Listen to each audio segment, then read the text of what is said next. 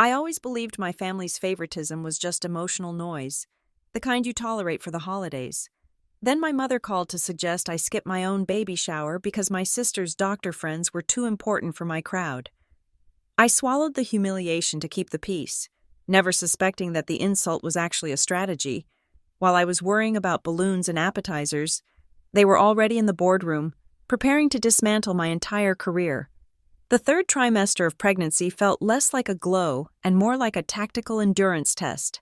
My ankles were swollen to the size of grapefruits.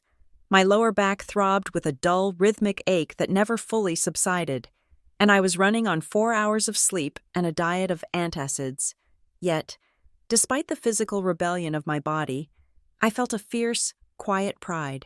I was 33 years old, the strategy director at Brightwell Meridian Health, and I was about to bring a daughter into the world. I had spent the last 7 years climbing the corporate ladder at Brightwell, a medical technology firm that was currently navigating the most volatile growth period in its history. I built the strategic framework for our flagship patient monitoring software.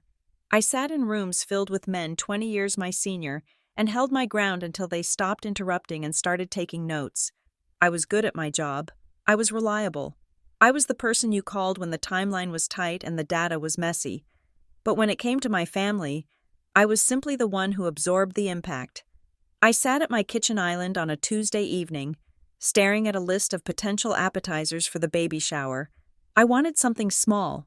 I wanted intimate. My best friend, Sarah, had offered to host it at her house, a cozy bungalow with a garden that smelled like jasmine in the evenings. We were planning for 15 people. Just the women who had actually seen me through the nausea and the fear and the late nights at the office. I wanted to sit in a comfortable chair, eat a miniature quiche, and not have to explain my career trajectory or defend my choice of stroller.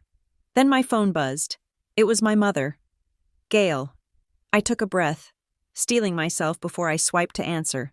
"Hey, Mom," I said, trying to keep my voice light. "Naomi, honey, you sound tired," Gail said immediately. Her voice was warm, wrapping around me like a blanket that was just a little too heavy. "You are working too hard. I keep telling you. Stress is terrible for the baby. I am fine. Mom, just looking at the guest list for the shower." There was a pause on the line, a silence that had weight. I knew that silence. It was the prelude to a correction. "That is actually why I'm calling." Gail said, "Listen, honey, I was talking to your sister today. You know how excited Lila is about becoming an aunt? She has been telling everyone at the hospital about it. Lila was 29, a medical coordinator at a mid-sized private practice. To hear my mother tell it, Lila was practically running the surgical wing of Johns Hopkins. That is sweet of her." I said, waiting for the shoe to drop. "Well, here's the thing," Gail continued, her tone shifting into that breezy, hurried register she used when she was asking for something unreasonable. "Lila has invited a few people. Well, more than a few. She has invited her crowd from the hospital, some of the residents, a couple of the senior attendings. It is a big deal for her. Naomi, these are important people. Doctors." I rubbed my temple. "Mom, the shower is at Sarah's house. It is supposed to be small. We cannot fit a bunch of strangers in her living room." I know, Gail said soothingly. "That is why I had an idea. I was thinking, maybe we should just shift the venue. Lila found this lovely event space downtown. It is much more appropriate." "Appropriate for what?" I asked. "It is a baby shower, not a gala." "Naomi, do not be difficult," Gail said, the warmth evaporating just enough to reveal the steel beneath. "Lila is trying to do something nice for you, and honestly, considering the caliber of people she is inviting, we have to think about impressions.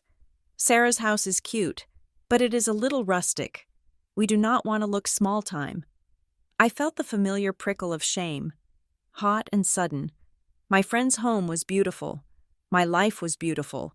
But in 2 minutes, my mother had managed to make it feel inadequate.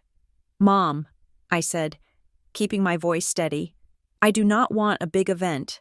I just want my friends." Gail sighed, a long, tragic exhalation. "That is the problem. Naomi, Lila's friends are doctors. They are professionals. If we mix them with your friends, well, it might be awkward.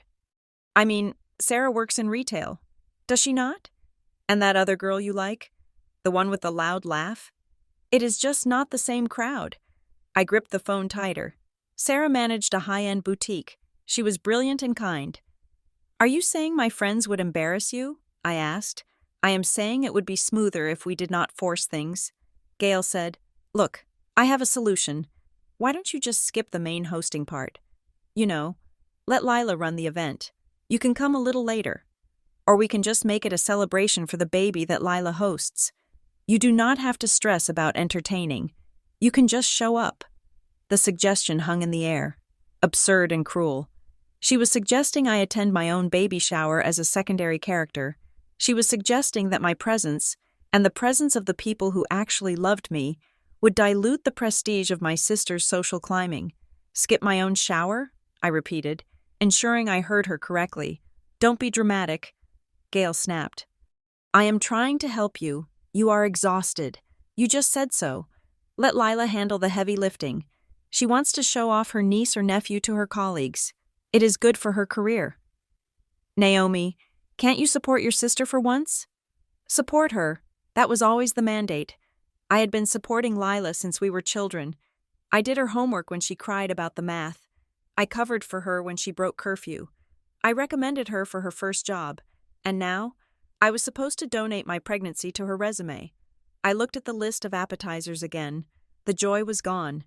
The intimate afternoon I had imagined dissolved, replaced by the crushing inevitability of family obligation. Fine, I said, my voice hollow. We can move the venue, but I'm not skipping it. Mom, I am coming, and Sarah is coming. Gail made a noise of triumphant relief. Wonderful. I will tell Lila. She will be so happy you are being reasonable. Oh, and Naomi? Maybe wear something structured? Lila says the dress code is smart casual. But you know how doctors are. We want you to look sharp. I hung up the phone and sat in the silence of my kitchen. I felt small. I felt managed. And worst of all, I felt like I had agreed to it. The event space was undeniably impressive. It was a private room in a high-end bistro downtown, with floor-to-ceiling windows overlooking the city skyline and waiters circulating with trays of sparkling water and crab cakes. It was elegant, expensive, and completely devoid of anything that felt like me. I walked in 20 minutes late, a deliberate choice born of petty resistance. I was wearing a navy blue maternity dress that cost more than my car payment, paired with a blazer I usually reserved for board meetings. I looked armored. I felt fragile. Lila was at the center of the room, holding a glass of champagne she was not supposed to be drinking if she wanted to maintain the illusion of solidarity. But Lila never played by those rules. She looked radiant. I had to give her that. She was wearing cream, a dangerous color for anyone but her. When she saw me, her smile widened, but it didn't reach her eyes. Naomi, she called out, waving me over. You made it. She embraced me, the smell of expensive perfume clouding the air. She pulled back and looked me up and down. Oh, good. You wore the blazer. Mom was worried you would show up in that knit dress you like. Hello to you too. Lila, I said, the room looks great, doesn't it? She beamed, sweeping a hand toward the crowd. There were about 40 people. I recognized perhaps 5 of them. The rest were strangers, polished, confident people in business casual, chatting in tight circles. Come on, I want to introduce you, Lila said, grabbing my arm. She pulled me toward a group of 3 men and a woman standing near the window. They stopped talking as we approached. Everyone, this is my sister, Naomi, Lila announced. She is the pregnant one. The group chuckled politely. Naomi, this is Dr. Evans, Dr. Patel, and Dr. Lewis, Lila said, gesturing to the men. And this is Claire. She runs the residency program. Hi, I said, extending my hand. Nice to meet you. So, when are you due? Dr. Evans asked, his tone kindly but distant. 7 weeks, I said. Exciting times, he said. Lila has been telling us all about the nursery. She has quite the eye for design. She does, I said, keeping my smile fixed. So, Naomi, what do you do? Claire asked. Lila mentioned you are in business? I straightened my spine instinctively. I am the strategy director at Brightwell Meridian Health. We specialize in remote patient monitoring and predictive diagnostics. Claire's eyebrows went up. Oh, Brightwell. That is a big operation. It is, I said. We are actually in the middle of a major rollout for our new cardio response unit. Before I could continue, my mother appeared at my elbow. She looped her arm through mine, her grip tight. Oh, Naomi keeps herself very busy with meetings, Gail said, laughing lightly. We hardly ever see her, but Lila is the one in the trenches, right? Saving lives every day? We are just so proud of the medical tradition in the family. I froze. There was no medical tradition in our family. My father had been an accountant, and Gail had never worked outside the home. Lila was a coordinator. She managed schedules and patient intakes. She was not a doctor, but the way Gail said it, blurring the lines, made it sound like Lila was scrubbing in for surgery while I pushed paper. I tried to pull away, but Gail held firm. Naomi's work is very technical, Gail added, dismissing it with a wave of her hand, very dry. But tell them about the charity gala. Lila, the one you are organizing for the pediatric wing. I watched as the attention shifted instantly back to Lila. I was a prop. I was the vessel for the baby, the excuse for the party. But I was not the main character. I excused myself, claiming I needed water, and retreated to the edge of the room. Sarah found me 5 minutes later. She looked furious. This is insane, she whispered, handing me a glass of iced tea. I just heard your mom tell someone that you are taking a step back from your career to focus on the baby. Naomi, is that true? No, I hissed. Absolutely not. I am working until my water breaks. You know that. Sarah shook her head, looking around the room. Why are these people here? I don't recognize anyone. And why is Lila holding court like she is the one having the baby? Because Lila needs an audience, I said bitterly, and I am just the admission ticket. I scanned the room, feeling a headache blooming behind my eyes. That was when I noticed him.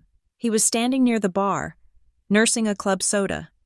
He was older than the rest of the crowd, maybe mid-50s, with silver hair and a suit that whispered money. He wasn't talking to the doctors. He was watching me. I looked away, but a moment later, he navigated through the crowd and stopped directly in front of me. Naomi Cook? He asked. His voice was smooth, cultivated. Yes, I said. Do we know each other? Not formally, he said, smiling.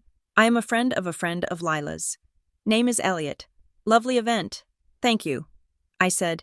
Must be a relief to take a break. He said. I hear things are heating up over at Brightwell. My internal radar pinged.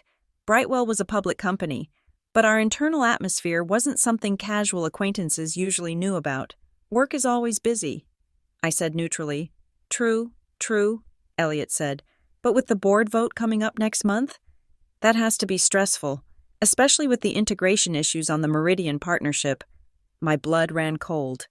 The Meridian Partnership was confidential. The specific integration hurdles he was referring to, software compatibility issues that we had only identified in executive session 2 days ago, were highly classified. There was no press release about that. There was no public filing. I forced myself not to react. I kept my face blank, my hand resting casually on my stomach. Every project has its challenges, I said, giving him a non-answer. We are confident in the timeline. Elliot smiled. And it wasn't a nice smile. It was the smile of a man who held a winning hand. That is good to hear, he said. Confidence is key. Although, I heard the risk assessment regarding the data privacy protocols was substantial. He took a sip of his soda, watching me over the rim of the glass. Data privacy protocols. That was the exact phrasing I had used in a memo to the CEO 3 days ago. Not general privacy concerns.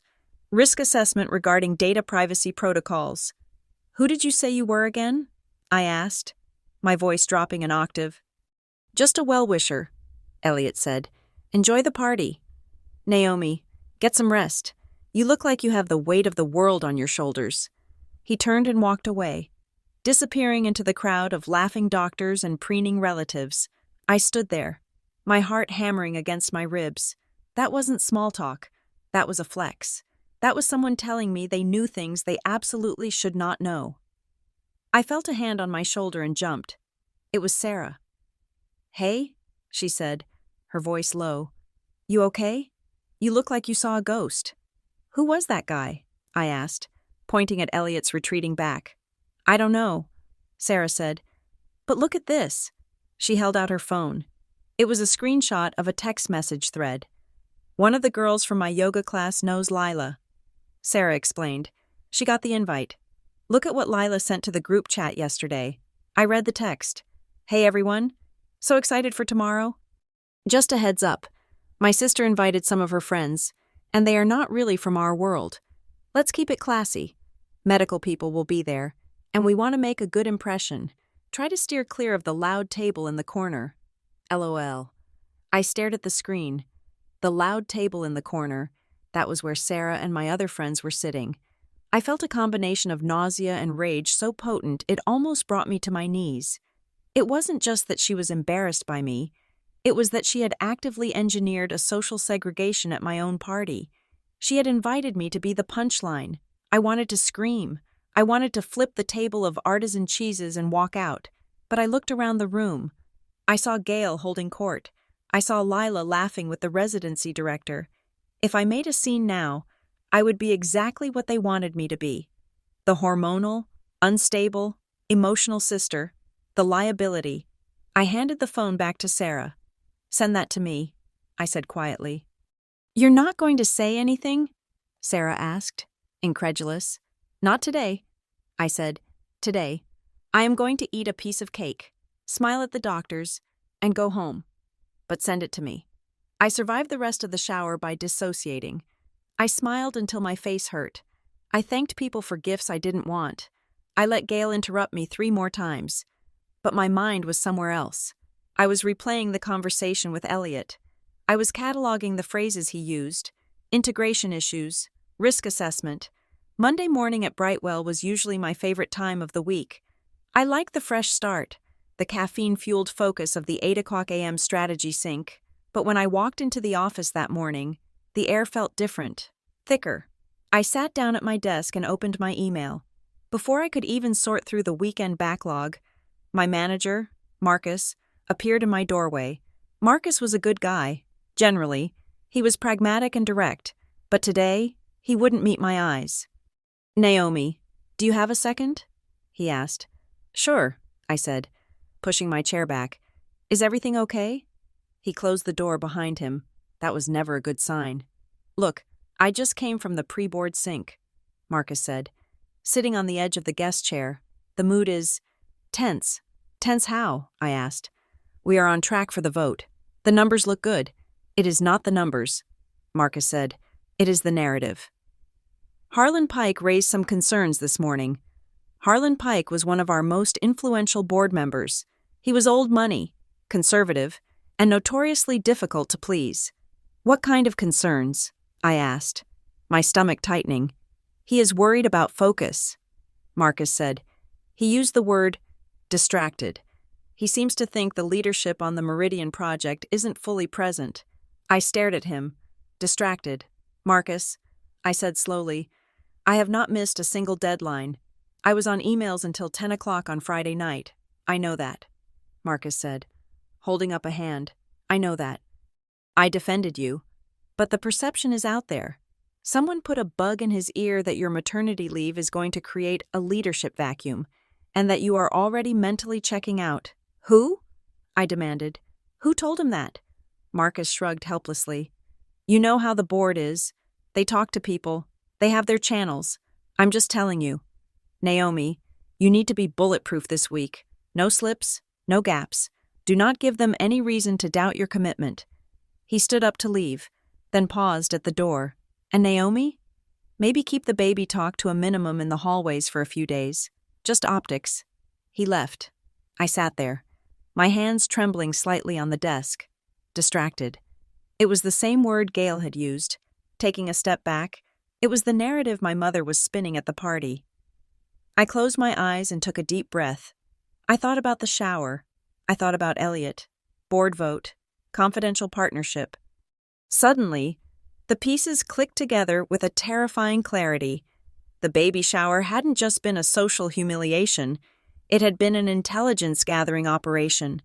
Lila didn't just invite doctors, she invited people connected to the industry. Elliot, who was he? A donor? A consultant? He knew things about Brightwell that he could only know if someone on the inside, or someone with access to someone on the inside, had told him. And my mother? My mother, who called me every night to ask how work was going, who listened while I vented about integration issues and data privacy, who nodded sympathetically when I mentioned Harlan Pike's name. I felt a cold sweat break out on my forehead. I had been venting to my mother for months. I had told her about the board dynamics. I had told her about the timeline pressures. I thought I was talking to my mom. I didn't realize I was talking to a broadcast tower. I grabbed a fresh notebook from my drawer. My hands were shaking, but my mind was sharpening into a point of icy focus. I opened to the first page and wrote the date. Sunday, October 12th, baby shower, attendee, Elliot, last name unknown, knowledge, meridian integration, board vote timeline, specific phrasing, risk assessment regarding data privacy, source, likely conversational leakage from Gail Cook, possibly amplified by Lila Cook. I wrote down everything, the text message from Lila, the comments from Gail, the warning from Marcus. I needed to know who Elliot was. I needed to know how he was connected to Harlan Pike. I logged into the internal directory and searched for the guest list for the upcoming board meeting. It was restricted access, but as strategy director, I had clearance. I scanned the names of the attendees and the attached advisors. Nothing. No Elliot. I picked up the phone and dialed HR. I asked for the compliance officer, a woman named Teresa who I had known for years. "Hey, Teresa, it is Naomi," I said, keeping my voice breezy. "Quick question for you. I am finalizing the briefing deck for the board, and I wanted to make sure I am capturing all the stakeholder inputs. Is there an external advisory group meeting this week? Or any ad hoc committees?" There was a pause, the kind of pause that tells you that you have asked a question you weren't supposed to ask. Well, technically yes, Teresa said slowly. There is the governance advisory group, but that is usually just for the audit committee. Who sits on that? I asked. It is mostly retired execs, Teresa said, and I think, let me check. Yeah, the Stanton Grove Foundation sends a representative sometimes, just for community impact stuff. Stanton Grove Foundation. I wrote it down. Thanks, Teresa, I said, just checking the boxes. I hung up and immediately typed Stanton Grove Foundation into my browser. I went to their Our Team page. There he was, Elliot Marr, Senior Donor Liaison. I stared at his face on the screen, the polished smile, the silver hair, and then I searched for the connection. Stanton Grove Foundation Board of Directors. The list populated. Chair, Harlan Pike. The room seemed to tilt. Harlan Pike, the board member who was suddenly worried I was distracted, was the chairman of the foundation where Elliot Marr worked. Elliot Marr, who was at my baby shower because my sister invited him. My mother and sister weren't just gossiping, they were feeding ammunition to the very people who held my career in their hands. Gail was taking my private frustrations, polishing them up, and handing them to Lila, who was trading them like currency to impress her high society friends. And one of those friends was reporting directly to the man who could fire me. I closed my laptop. I felt sick. I left the office at 5 o'clock exactly. I didn't say goodbye to Marcus. I walked to my car, got in, and locked the doors. I sat there for a long time, watching the sun dip below the parking garage wall. I put my hand on my stomach, feeling the baby kick against my palm. For 33 years, I had told myself that my mother loved me. She just loved Lila differently. I told myself that Lila was just immature, that she would grow out of it. I told myself that if I just worked hard enough, if I was successful enough, they would finally respect me. I was wrong. My mother didn't just favor Lila. She was an active participant in my destruction. She allied with whoever made me smaller. If I was big, If I was successful, I was a threat to the family narrative that Lila was the star. So they had to bring me down. They had to make me the pregnant one. They had to make me distracted. Tears pricked my eyes, hot and stinging. But I didn't let them fall. I couldn't afford to cry. Crying was what the old Naomi would have done. The old Naomi would have called her mom and asked why. The old Naomi would have begged for an explanation, but the old Naomi was gone. She had died in a bistro downtown, somewhere between the crab cakes and the betrayal. I started the engine. I wasn't going to confront them. Not yet. Confrontation was messy. Confrontation was emotional.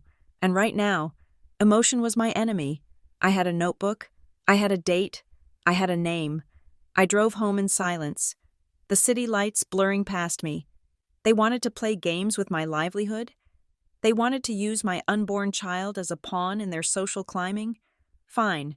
I would document every word. I would verify every leak. And when the time came, I wouldn't just argue with them. I would dismantle them. I pulled into my driveway, the house dark and quiet. I wiped my face, checked my reflection in the rearview mirror, and saw a stranger staring back. She looked tired. She looked heavy. But her eyes were dry, and they were very, very cold. I went inside and opened my laptop again. I had work to do. I drove to my mother's house 3 days later. On a Friday afternoon when I knew Lila would be at work, I needed the variable of my sister removed from the equation. I needed to look Gail Cook in the eye and see if there was any room for the truth to breathe between us, or if the suffocation was already absolute. The house looked exactly as it always did.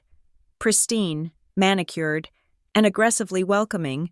Hydrangeas lined the walkway, their heavy blue heads bobbing in the breeze. It was the house I had grown up in, the house where I had learned that love was a currency that fluctuated based on performance. I parked my car and sat for a moment, practicing my breathing. I was not going to yell. I was not going to cry. I was a strategy director. I managed multi-million-dollar portfolios. I could manage a conversation with a retired schoolteacher who happened to be my mother.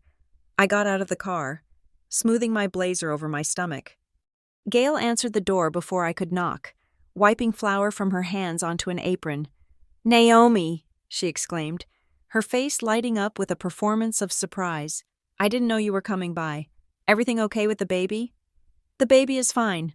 "Mom," I said, stepping past her into the cool, lemon-scented hallway. "Can we sit down? I need to talk to you about something." Gail's smile faltered, just for a fraction of a second, before reassembling itself into a mask of concern. "Of course. Come into the kitchen. I am making scones." I sat at the breakfast table, the same table where I used to do my calculus homework while Lila watched cartoons in the other room. Gail busied herself with the kettle, her back to me. "Tea?" she asked. "Water is fine." I said.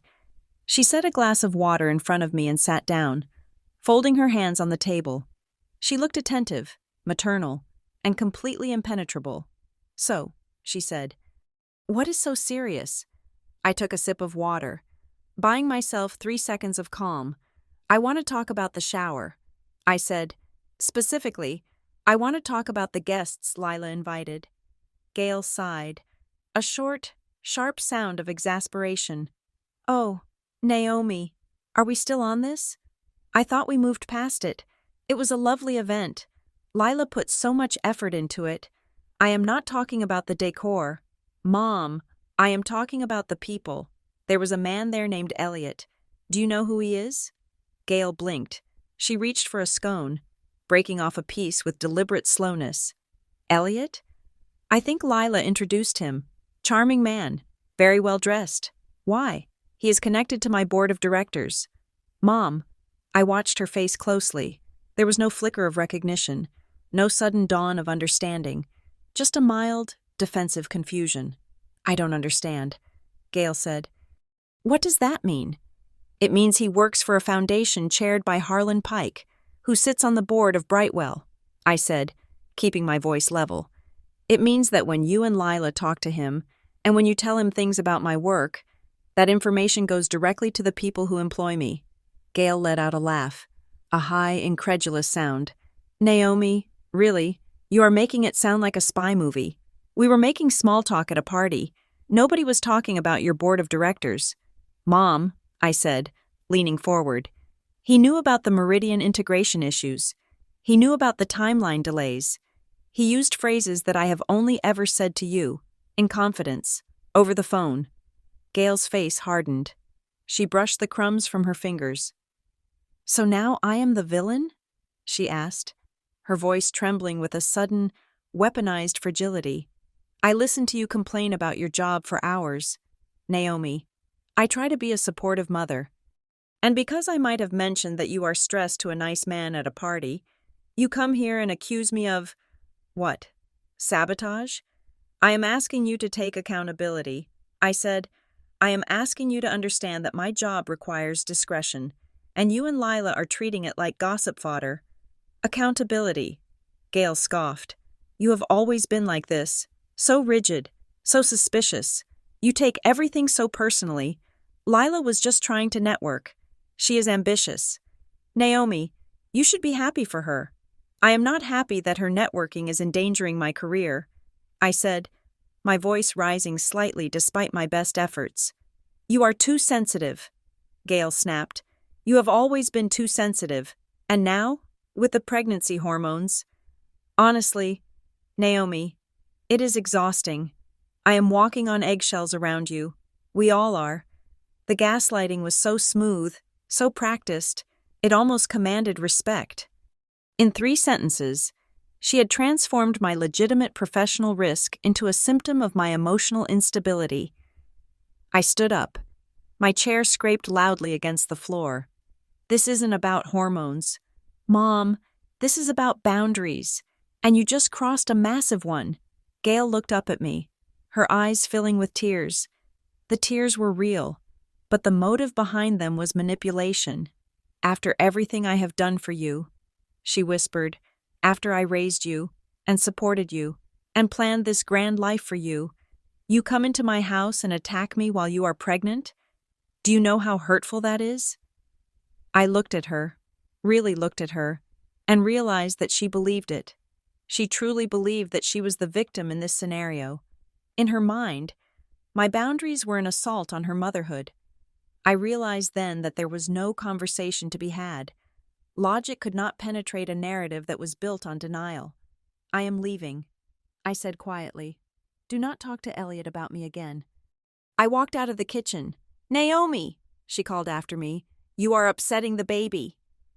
I closed the front door behind me, cutting off her voice. I stood on the porch for a moment, shaking. It wasn't the anger that got me. It was the loneliness. I had just confirmed that the person who was supposed to protect me was incapable of seeing me as anything other than an antagonist in her own drama. The next morning, a courier delivered a package to my doorstep. It was a box wrapped in heavy, cream-colored paper with a silk ribbon. I carried it into the living room, wary, as if it might tick. I opened the card first. It was from Lila. Naomi, Mom said you were feeling a little stressed yesterday. I wanted to send a peace offering. I know the shower was overwhelming, but honestly, you should be grateful. It is not every day you get to be included in a room with real professionals. Maybe this will help you relax. Love. Lila. I stared at the words, grateful, real professionals. It was a masterclass in passive aggression. She was telling me, in writing, that my career was a hobby and her social climbing was a profession. I opened the box. Inside was a baby blanket. It was cashmere, ridiculously soft, in a pale dove gray. The tag was still attached, prominently displayed on top. It was from a boutique in the city where a simple onesie cost $200. It was a bribe. It was a shut-up gift. I tossed the blanket onto the sofa and picked up my phone. A text had just come through from Sarah. Attached. IMG 4920go.jpg. Text. Hey, dug this out of my camera roll. This is the guy, right? I opened the photo. It was a candid shot from the shower. Lila was in the foreground, laughing, her head thrown back, a glass of champagne in her hand. Standing next to her, looking at the camera with a smug, proprietary air, was Elliot, but it was the background that caught my eye. They were standing near the entrance, and behind them, pinned to the lapel of Elliot's jacket, was a name tag. We hadn't used name tags at the shower. I zoomed in. It wasn't a paper sticker. It was a magnetic pin, the kind you wear to conferences. He must have come straight from an event. Elliot Marr Donor Liaison, Stanton Grove Foundation. I felt a grim satisfaction. I had been right. I went to my laptop and opened a new browser window. I needed to understand the Stanton Grove Foundation. I knew they were a philanthropic arm of a larger conglomerate, but I needed specifics. I spent the next 2 hours digging through their tax filings and press releases. The Stanton Grove Foundation focused on medical research. That was their public mission. But as I drilled down into their grant disbursements for the last fiscal year, a pattern emerged. They had funded 3 major studies in the last 6 months. One was on remote cardiac telemetry. One was on AI-driven diagnostics in outpatient settings. One was on data security and wearable health devices. My heart hammered against my ribs. These were not random medical topics. These were the exact 3 pillars of Brightwell's new product line. The product line I had spent 2 years developing.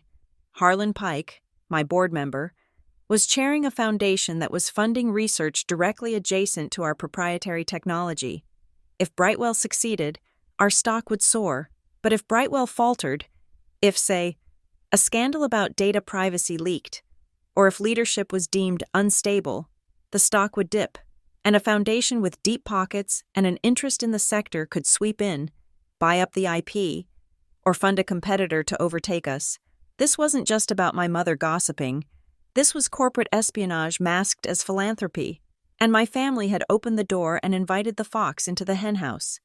They were mixing with people who had business motives, and they were too blinded by the flattery of being near doctors and donors to see that they were being mined for information. Monday at Brightwell was brutal. I was pulled into a 10 o'clock a.m. meeting that wasn't on my calendar. The invite title was vague. Strategic Alignment Sync. When I walked into the conference room, the atmosphere was frigid. Marcus was there, looking pained. Beside him sat Julia, a director of operations who had always been competitive with me, and at the head of the table sat the VP of Finance, a man named Greg, who usually only showed up when budgets were being slashed. "Naomi, take a seat," Greg said. He didn't smile. "We just wanted to touch base on the Meridian rollout," Greg said, tapping a pen against the table. "There have been some questions raised about the rationale behind the timeline." "Questions from whom?" I asked, placing my notebook on the table. "Stakeholders," Julia said quickly. She gave me a tight, sympathetic smile that didn't reach her eyes.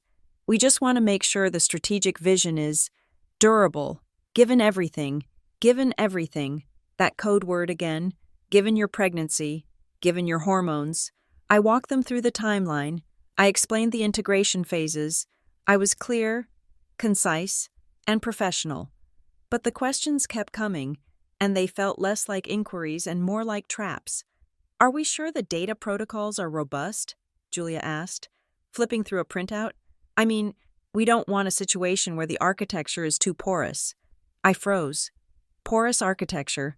That was a phrase I had used in a private email to Marcus 3 weeks ago. I had never used it in a public meeting. I had never put it in a deck. I looked at Marcus. He was staring at his coffee cup. I looked at Julia. She was watching me, waiting for a reaction. I realized then that my email had been forwarded. Marcus had shared my private concerns with Julia, and now Julia was using them to cross-examine me in front of the VP of Finance. And why? Because the board was tense, because Harlan Pike was asking questions, because Elliot Marr was feeding Harlan Pike information that he got from my mother. The leak wasn't just external, it was internal, too. The pressure from the top was causing cracks in the team. People were scrambling to cover their own backs, and I was the designated sacrifice. I took a slow breath.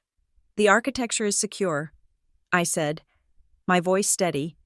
The term porous refers to the API integration layers, which we have already patched. If you look at the technical appendix I circulated last Tuesday, you will see the stress test results are at 99%. Julia blinked. She hadn't read the appendix. She was just repeating buzzwords she had heard in the rumor mill. Great, Greg said, closing his folder. That is what we needed to hear. Just keep us in the loop. Naomi, we can't afford any surprises. I walked out of that meeting with my hands shaking, but not from fear, from clarity. I went back to my desk and initiated a new protocol. First, I stopped all informal communication on Slack. No more venting to Marcus. No more quick explanations to Julia. If they wanted something from me, they would get a formal email. Second, I started watermarking. I opened the draft of the board deck I was working on. I went into the master slide settings. I changed the color of the period at the end of the third bullet point on slide 4 to a dark, almost black, navy blue. Then I saved a copy. For the version I sent to Marcus, I changed the date format in the footer to imply a slightly different spacing. For the version I saved to the shared drive, I used a slightly different font for the page numbers. If any of these documents leaked, if a screenshot ended up in a group chat, or a printout ended up on a board member's desk, I would know exactly where it came from. I was done trusting my team. I was done trusting my family. I was an island, and I was going to fortify the shoreline. That afternoon, I sent a calendar invite to Mara DeWitt, Brightwell's general counsel. I marked it private. Mara was a legend at the company. She was 60, sharp as a razor, and terrifyingly efficient. She didn't do small talk. She didn't do office politics. She did the law. She accepted the invite for 4 p.m. I walked into her office and closed the door. Naomi, she said, not looking up from her monitor. To what do I owe the pleasure? I have a governance concern. I said. That got her attention. She swiveled her chair around and took off her reading glasses. Sit, she said. I sat. I didn't mention my mother. I didn't mention the baby shower. I kept it strictly factual. I have reason to believe that internal confidential information regarding the Meridian Partnership and our board timeline is being discussed by external parties with ties to the Stanton Grove Foundation. I said. Mara's eyes narrowed. Stanton Grove? That is Harlan Pike's pet project. I know. I said. I recently encountered an employee of the foundation who possessed specific knowledge of our internal risk assessments, knowledge that has not been made public. Who? Mara asked. Elliot Marr, donor liaison. Mara wrote the name down on a yellow legal pad. How did you encounter him? She asked. Socially. I said, he has ingratiated himself with my extended family. Mara stopped writing. She looked at me, her expression unreadable. Your family? Yes. I said, my sister and mother. They are unaware of the conflict of interest. They view him as a social acquaintance, but the information flow is specific enough that I believe he is mining them for data to feed back to the board. Mara tapped her pen against the pad. This is a delicate situation. Naomi, she said, you are accusing a board member's associate of espionage, and you are implicating your own family as the conduit. I am not implicating them in malice. I said carefully, I am implicating them in negligence. But the result is the same. The board is getting a distorted view of the project through a back channel. Mara sighed. She leaned back in her chair. Listen to me. Naomi, you are in a vulnerable position. You are pregnant. The board is already jittery about your leave. If you go to war with Harlan Pike based on a hunch and some family drama, you will lose. He will paint you as hysterical. I am not hysterical. I said, I know that. Mara said, but optics matter. If you want me to do anything with this, you need proof. Not, he said, she said, not, my mom talks too much. I need hard evidence that proprietary data is leaving this building and landing in his hands. I am working on it. I said, good, Mara said. Until then, lock it down. Don't tell your mother anything you wouldn't tell the press. And Naomi? Yes? Watch your back. Harlan Pike put a request in this morning. My stomach dropped. What kind of request? He wants a performance review of your entire division, Mara said softly. To be completed before the vote. He is citing continuity of leadership as the reason, but we both know what it is. He's looking for a reason to shake things up before you go on maternity leave. Thank you. Mara, I said. I walked out of her office feeling like I was walking on a wire over a canyon, a performance review, right before the vote. It was a targeted strike. 2 days later, the trap tightened. Gail called me at work. She sounded frantic. Naomi, you have to come to the Children's Hospital charity reception tonight. She said, Mom, I am working late. I can't. You have to. She insisted. Lila bought a table. She spent a fortune. She needs us there to support her. It is her big night. She is being recognized as a top coordinator. I rubbed my eyes. Mom, please, Naomi, just for an hour, don't make me beg. You walked out on me the other day. You owe me this. The guilt, the weaponized obligation. Fine, I said. 1 hour. I went home, changed into a black dress that fit my bump, and drove to the hotel ballroom where the event was being held. The room was packed. I spotted Lila immediately. She was at a center table, wearing a red dress that screamed for attention. Gail was next to her, beaming. I walked over. Naomi? Gail cried, grabbing my hand. You made it. She pulled me down into a chair. Lila looked at me, her expression cool. Glad you could spare the time, Lila said. I am happy for you. Lila, I said, congratulations on the recognition. Thanks, she said, turning away to flag down a waiter. I sat there, sipping water, checking the time on my phone. 45 minutes to go. Then I saw him. Elliot Marr was walking toward our table. He was wearing a tuxedo. He looked like he owned the room. Ladies, he said, spreading his arms, the dynamic cook women. Elliot, Gail chirped. You look dashing. Thank you. Gail, and Lila. Star of the evening. He turned his gaze to me. And Naomi, he said, still hanging in there? I am fine. Elliot, I said, good, he said. He leaned in slightly, resting his hand on the back of my chair. It felt invasive. I was just talking to a friend of mine about you, he said, his voice low enough that Gail and Lila couldn't hear over the music. Harlan, I stiffened. He is a bit worried about the Q4 projections, Elliot said, smiling pleasantly. But I told him, Naomi is a pro. She will get those numbers where they need to be, even if the timeline is, what did you call it? Porous? The blood drained from my face. Porous. He used the word I had only used in the email to Marcus, the word Julia had repeated in the meeting. Julia. Julia was the leak, or Marcus was, and somehow that internal email had made its way to Elliot. He winked at me. Just a joke. Naomi, don't look so serious.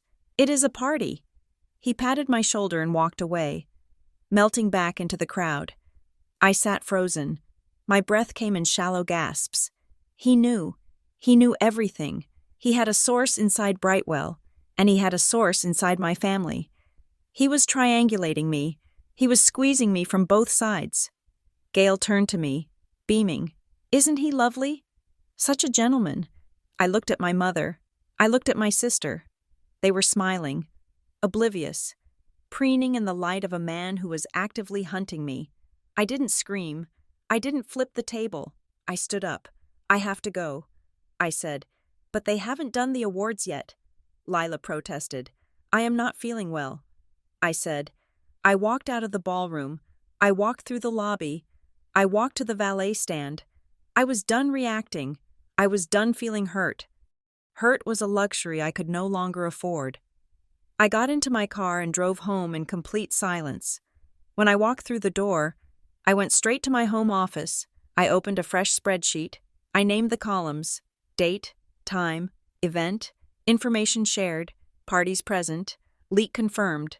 I logged the porous comment. I logged Julia's name. I logged Marcus's name. I logged the date of the email. I logged the date of the meeting.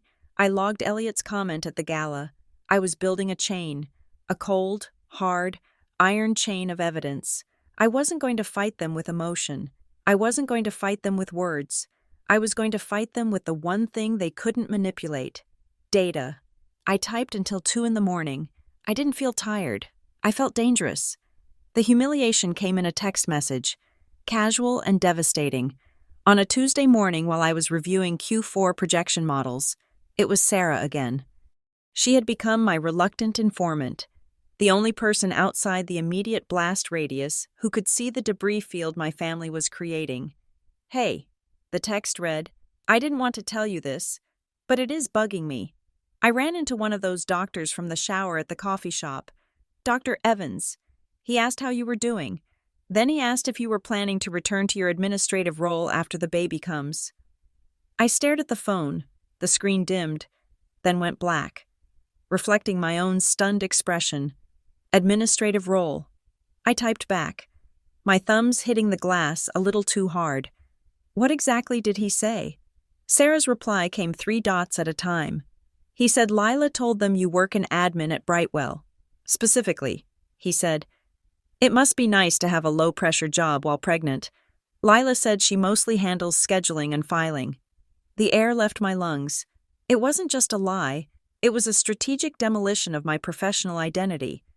For years, I had assumed Lila's dismissal of my career was born of ignorance.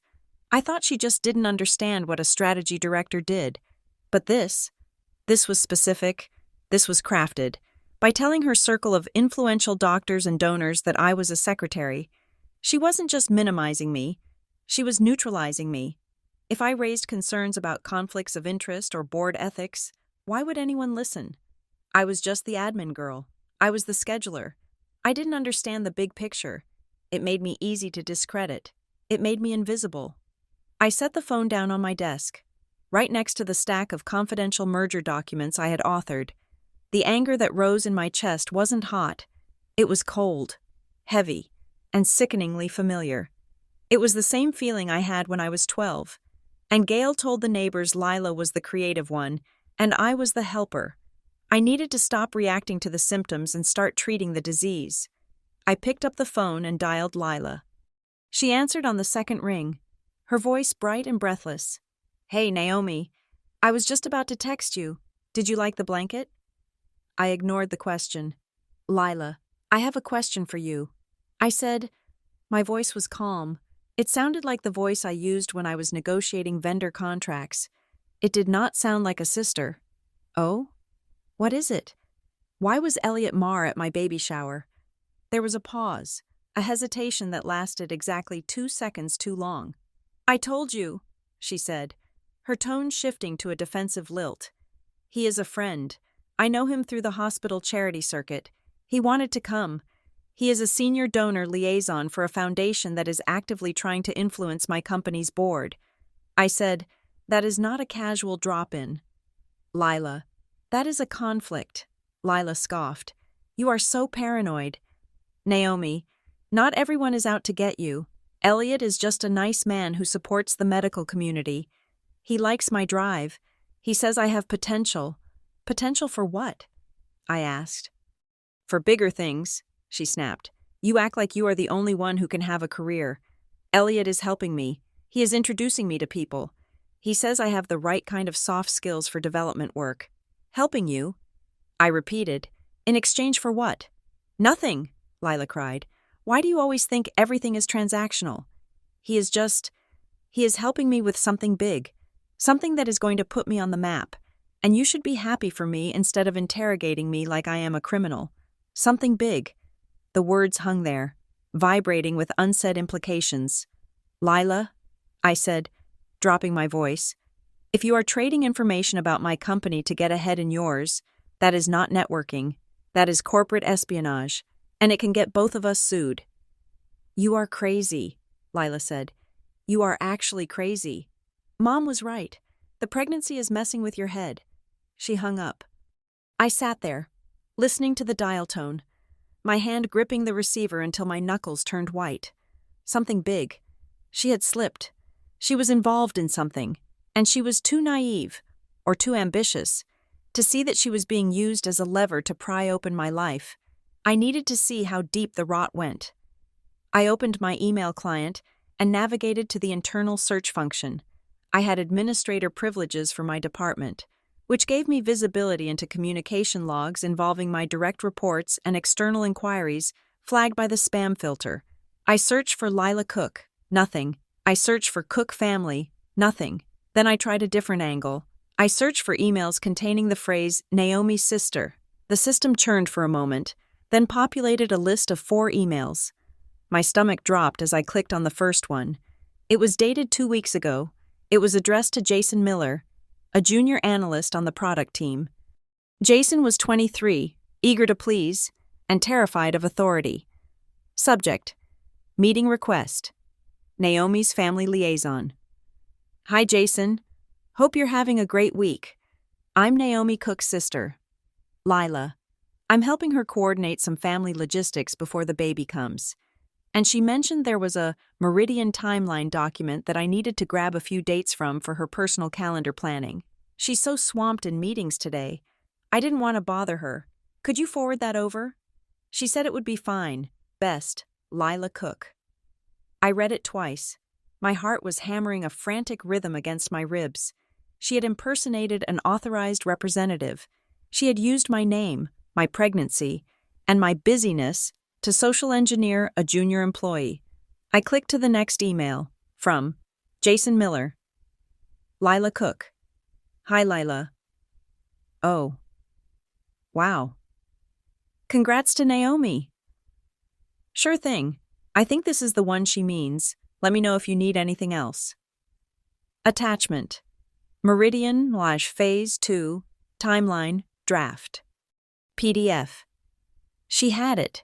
She had the draft timeline, the one that showed the 3-week delay in the beta testing, the delay that Harlan Pike was currently using to argue that I was distracted. I felt a wave of nausea that had nothing to do with the baby. This wasn't just my sister being jealous. This was my sister stealing proprietary information and handing it to a man who was using it to build a case for my termination. I wanted to march down to Jason's desk and scream. I wanted to drive to Lila's office and shake her, but I couldn't. If I exploded now, if I made this a family issue, I would play right into the narrative that I was unstable. Oh, look at Naomi, bringing her personal drama into the office. She can't keep her family under control. I had to be surgical. I took a screenshot of the email exchange. I saved it to my encrypted evidence folder, the one labeled governance. Then I composed a new email. To all staff, from Naomi Cook, Strategy Director. Subject: Security Protocol Reminder, External Inquiries Team. As we approach the critical phase of the Meridian rollout, we are seeing an uptick in external interest regarding our timelines and product architecture. This is a reminder that no internal documents, schedules, or data points should be shared with anyone outside the organization without explicit written approval from a director or VP. This includes inquiries that may appear personal or casual in nature, or requests from individuals claiming to represent employees' family or personal interests. Bad actors often use social engineering tactics, posing as friends, relatives, or assistants, to bypass security protocols. If you receive a request for information from an unrecognized external source, please forward it to legal and do not engage. Let's keep our work secure. Best, Naomi. I hit send. It was bland. It was corporate. It was devoid of emotion. But to anyone paying attention, it was a shield wall going up. I walked down the hall to Jason's desk 10 minutes later. He looked up, smiling nervously. Hey, Naomi, he said. Jason, I said, keeping my voice light. I just sent out a memo, but I wanted to mention something to you directly. I know my sister reached out to you a couple of weeks ago. Jason's face went pale. Oh, yeah. I sent her that timeline. Was that okay? She said you needed it. In the future, I said, looking him dead in the eye. If anyone from my family contacts you, you come to me first, even if they say the building is on fire. Do you understand? Jason nodded rapidly, swallowing hard. I understand. I'm sorry. Naomi, I just thought, I know. I said, it is not your fault.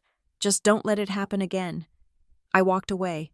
I had plugged the leak, but the water was already rising. The next blow came on Thursday. Marcus called me into his office. He didn't offer me a seat. He was standing by the window, looking out at the parking lot, his arms crossed. "The board schedule has shifted," he said, without turning around. "Shifted how?" I asked, bracing myself. "They moved the strategy vote up," he said. "It is next Tuesday now, instead of next month." "Next Tuesday?" I said, doing the math in my head. "That cuts our prep time in half. We haven't finished the final risk analysis." "I know," Marcus said. He turned around. He looked tired. "And, Naomi, there is another change." "What?" "Since the meeting is being compressed, the agenda is very tight. Denise Harrow sent a note this morning. They are asking the division heads to submit written briefs instead of presenting in person." I stared at him. "Submit written briefs?" I repeated. "Marcus, this is the biggest initiative in the company's history. I am the architect of the strategy. You cannot seriously tell me they are going to vote on it without letting me speak." "It is not my call," Marcus said, holding up his hands. "It is board preference. They want to streamline. They said with your situation, it might be a relief for you not to have to stand up there for 2 hours. My situation, it was a demotion. It was a silencing. They were taking my voice away right before the most critical moment of my career, and they were wrapping it in the guise of benevolence. We are doing this for you, Naomi, because you are pregnant, because you are tired." I fought the urge to cry. I fought the urge to yell that I could stand for 10 hours if I had to, that my brain wasn't in my uterus. "Okay," I said. My voice sounded brittle. "If they want written briefs, I will give them the best written brief they have ever seen." I left his office and went straight to the bathroom. I locked myself in the stall furthest from the door. I sat on the closed lid of the toilet and put my head in my hands. I was losing. They were cutting me out, piece by piece, invite by invite, meeting by meeting. My mother and sister were feeding them the knife, and the board was using it to carve me out of my own legacy. I took deep breaths, counting to 10. 1, 2, 3. I couldn't break down here, not in the building. I finished the day on autopilot. I wrote 3 drafts of the brief. I checked the citations. I watermarked every page. When I got home, David was in the kitchen making pasta. The smell of garlic and tomato sauce usually made me feel grounded, but tonight it just made me feel nauseous. He took one look at my face and turned off the stove. "Naomi?" he said. "What happened?"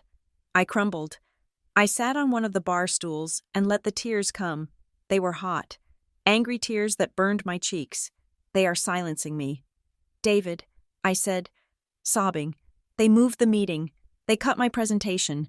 They are treating me like I am already gone, like I am just a liability to be managed until I disappear on maternity leave." David came around the counter and held me. He didn't try to fix it. He just held me while I shook.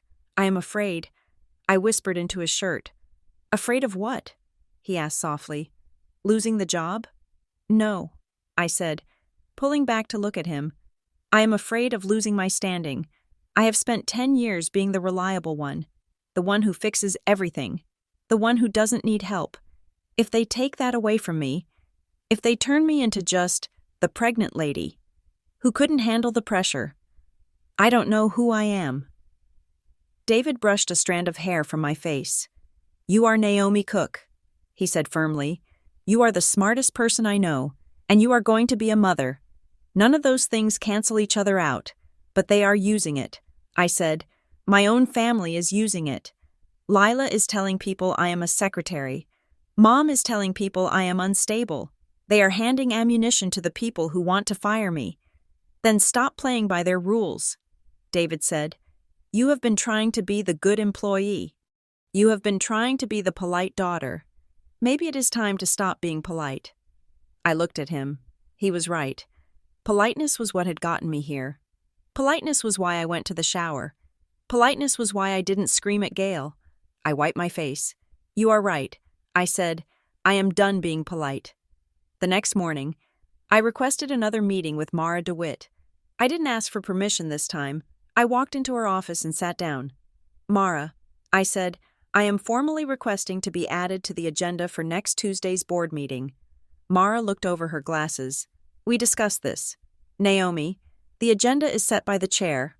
"I know," I said, But I am the strategy director. It is a violation of governance protocol to hold a vote on a strategic initiative without the primary stakeholder present to answer questions. If I am excluded, it creates a liability. If the launch fails because the board was not fully informed of the risks I intended to present, that is negligence. Mara looked at me for a long moment. She saw the change. She saw that I wasn't asking for a favor. I was stating a legal reality. I will pass your request along, she said. I will frame it exactly like that. Thank you, I said. 2 hours later, I received an email from the board coordinator. Dear Naomi, thank you for your note. The board appreciates your dedication. However, given the compressed schedule and the board's preference for reviewing written materials in advance, the agenda will remain as stands. Please submit your brief by Monday at 9:00 a.m. Regards, Board Secretary. It was a polite refusal, a velvet rope slam, board preference. That was the catch-all phrase for "we don't want you in the room." I stared at the email. Harlan Pike was behind this. I knew it. He didn't want me there to contradict the narrative he was building. He wanted me on paper, where he could ignore me, not in person, where I could fight back. I needed leverage. I needed something stronger than a governance complaint. I went back to the evidence I had on Elliot Marr. I pulled up the vendor list for Brightwell. It was a massive spreadsheet containing thousands of companies, from catering services to cloud storage providers. Then I pulled up the 990 tax forms for the Stanton Grove Foundation again. I looked at their expenses. I cross-referenced the names. It was tedious work. It took me 3 hours. I scanned line after line, looking for a match, and then I found it. Vendor: Apex Strategic Solutions, Brightwell Spend, YTD, $500,000. Service: IT, Consulting and Systems Integration. I looked at the Stanton Grove filing. Consultant: Apex Strategic Solutions. Service: Data Management and Donor Security. Amount: $75,000. My heart skipped a beat. Apex Strategic Solutions. I knew them. They were the firm we had hired to audit our internal firewalls 6 months ago. They had root access to our servers. They had the keys to the castle. And they were on the payroll of the foundation chaired by Harlan Pike. This was a direct, undisclosed conflict of interest. The same company securing our data was working for the entity that was employing the man who was spying on me. If Apex was sharing data with Stanton Grove, or if Elliot Marr had leveraged that connection to get access to the files Lila couldn't get, it was a violation of federal trade secret laws. I sat back in my chair. The board wasn't just compromised by gossip. It was compromised by a vendor ecosystem that linked the chairman's pet charity to the company's most sensitive data. I had them. But I couldn't just fire this off in an email. If I sent this to Mara now, she might bury it. Or worse, warn Harlan. I needed to know exactly who knew what. I needed to confirm the human element. My phone rang. It was Gail. I stared at the screen. I didn't want to answer. But David's voice echoed in my head. Stop being polite, I answered. Hello, Mother? Naomi. Gail's voice was icy. I just got off the phone with Lila. She is in tears. Is she? I asked. She says you threatened her, Gail said. She says you called her a spy and accused her of criminal behavior. Naomi, how could you? She is your sister. She is trying to help you. Help me? I let out a dry, sharp laugh. By telling people I am a secretary? By impersonating me to steal documents from my staff? She didn't steal anything, Gail shouted. She asked for a favor. She wanted to know your schedule so she could plan a surprise for the baby, and you turned it into some conspiracy. A surprise for the baby. That was the cover story. It was always a surprise, or a gift, or a favor. Mom, I said, cutting her off. Lila lied to a junior employee to get a confidential product timeline that has nothing to do with my baby. She handed that timeline to Elliot Marr. I don't know who Elliot is, Gail insisted, and I don't care. I care about the fact that you are bullying your sister. You have made her feel small and worthless. Naomi, just because you have a fancy title doesn't give you the right to treat people like dirt. Bullying. The inversion was complete. I was the one being erased, demoted, and spied on. But in the court of Gail Cook, I was the bully because I had drawn a boundary. I realized then that arguing with her was useless. She was the enforcer. Lila was the victim. That was the script, and they would read from it until the end of time. But I could use that script.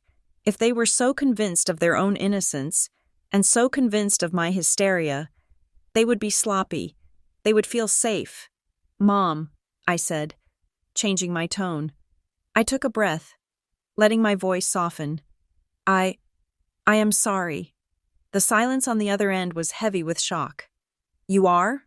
Gail asked, suspicious. "Yes," I said. I am under so much pressure. The hormones, the job. I think I just snapped.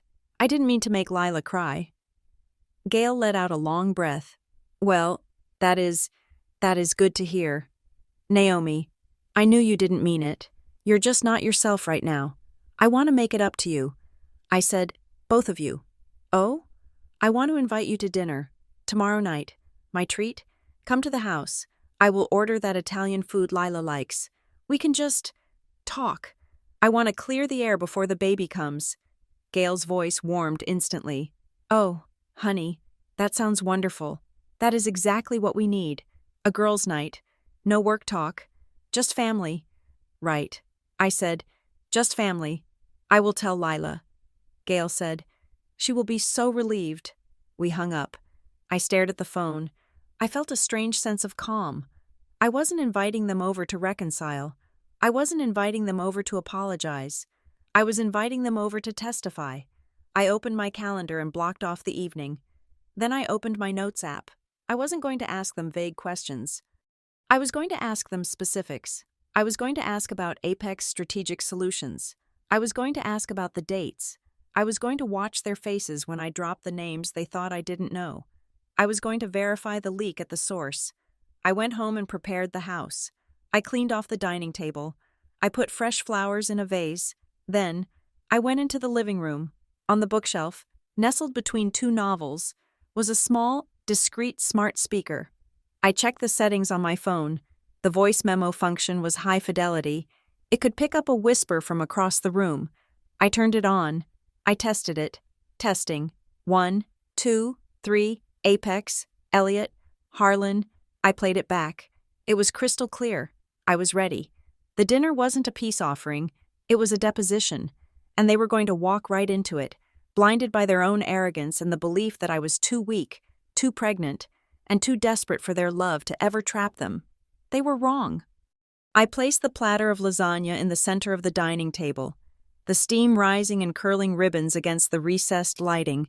The house smelled of garlic and oregano, a scent that usually signaled comfort, but tonight felt like stage dressing.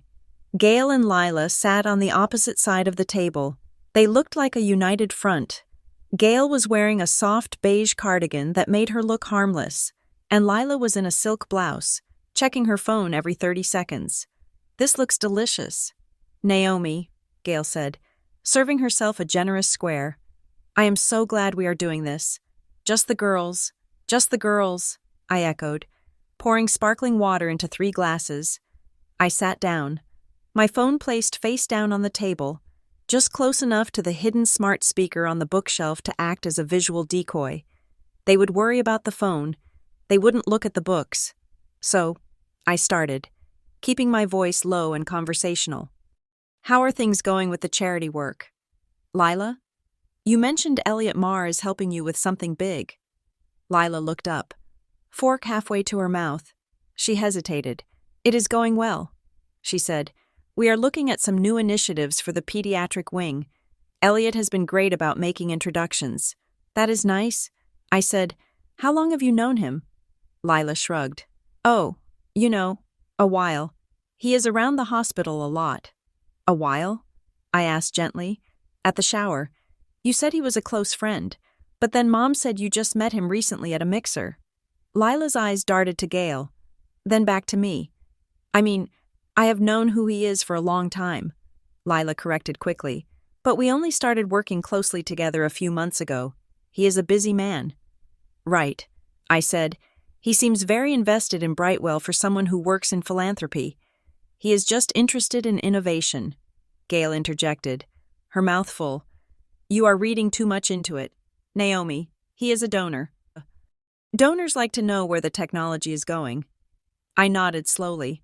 Taking a small bite of pasta I had no intention of swallowing, I was just confused, I said, because when I looked him up, I saw his foundation uses the same IT security vendor that we do, Apex Strategic Solutions. It seemed like a strange coincidence. The room went very quiet. The only sound was the clinking of silverware against china. Lila put her fork down. Why are you looking up his vendors? She asked, her voice sharpening. That is weird. Naomi, that is stalking. I am a strategy director. Lila, due diligence is my job. When a stranger shows up at my baby shower wearing a name tag and asking about confidential product timelines, I look him up. He didn't ask about confidential timelines. Lila snapped. He did, actually. I said, and so did you. I watched her face. I watched the color rise in her cheeks. I want to ask you about the email you sent to Jason Miller. I said, the one where you pretended to be handling my schedule to get the Phase 2 draft? Lila scoffed, rolling her eyes. Oh my God, are we still talking about that? It was a misunderstanding. I told you. I wanted to surprise you. Surprise me with a product roadmap? I asked. How is that a surprise? Lila? I was trying to help you, she burst out. You are so ungrateful. I was talking to Elliot, and he mentioned that some people on the board were worried you were dropping the ball because of the baby, and I wanted to show him that you were on top of things. I wanted to show him that the timeline was solid. I froze. You wanted to show him, I repeated. So you sent the document to Elliot? Lila faltered. She picked up her water glass, taking a long sip. I showed him that the dates were firm, she said, her voice quieter. I was protecting you. Naomi, I was trying to get you some cover. If people think you are weak, they are going to eat you alive. I was making you look aligned with the people who matter. The logic was so twisted, so fundamentally broken, that it almost made sense in her head. She believed that by stealing my work and handing it to my enemies, she was being a good sister. She was aligning me. She was curating me. You shared a proprietary document with an external party. I said, that is grounds for immediate termination. Lila, for me, not for you. You are being dramatic, Gail said. Slamming her hand down on the table, the silverware jumped. Stop it, Naomi, Gail hissed. Stop attacking your sister. She was trying to manage the optics. I looked at my mother. Optics. That is a very specific word. Mom, I said, it is the truth. Gail said, you are pregnant. You are emotional. The board needs to see stability. They need to know the timing of the launch isn't going to be derailed by your condition. Lila was just trying to provide some assurance. Stability, timing, assurance. My mother was a retired elementary school teacher. She didn't speak in corporate governance buzzwords. She spoke in recipes and guilt trips. Who told you to say that? I asked. Nobody told me, Gail cried. I have eyes. Naomi, I can see you are spiraling. You are imagining threats everywhere. You are paranoid. We are just trying to help you keep your job. You are not helping me, I said, my voice steady, though my heart was pounding. You are leaking information to Harlan Pike. Gail's face went white. I never spoke to Harlan Pike. She said, I didn't say you spoke to him. I said you are leaking information to him, through Elliot. Gail stood up. Her chair screeched against the hardwood floor. I think we should go, she said to Lila. Your sister is obviously not well. She is delusional. I stood up too. I felt a strange, cold clarity washing over me. I wasn't angry. I was done. I think that is a good idea, I said. Lila stood up, grabbing her purse. You are going to regret this. Naomi, when you are alone and unemployed, don't come crying to us. We tried to save you. You didn't try to save me. I said, you tried to sell me. I walked them to the door. I didn't hug them. I didn't say goodbye.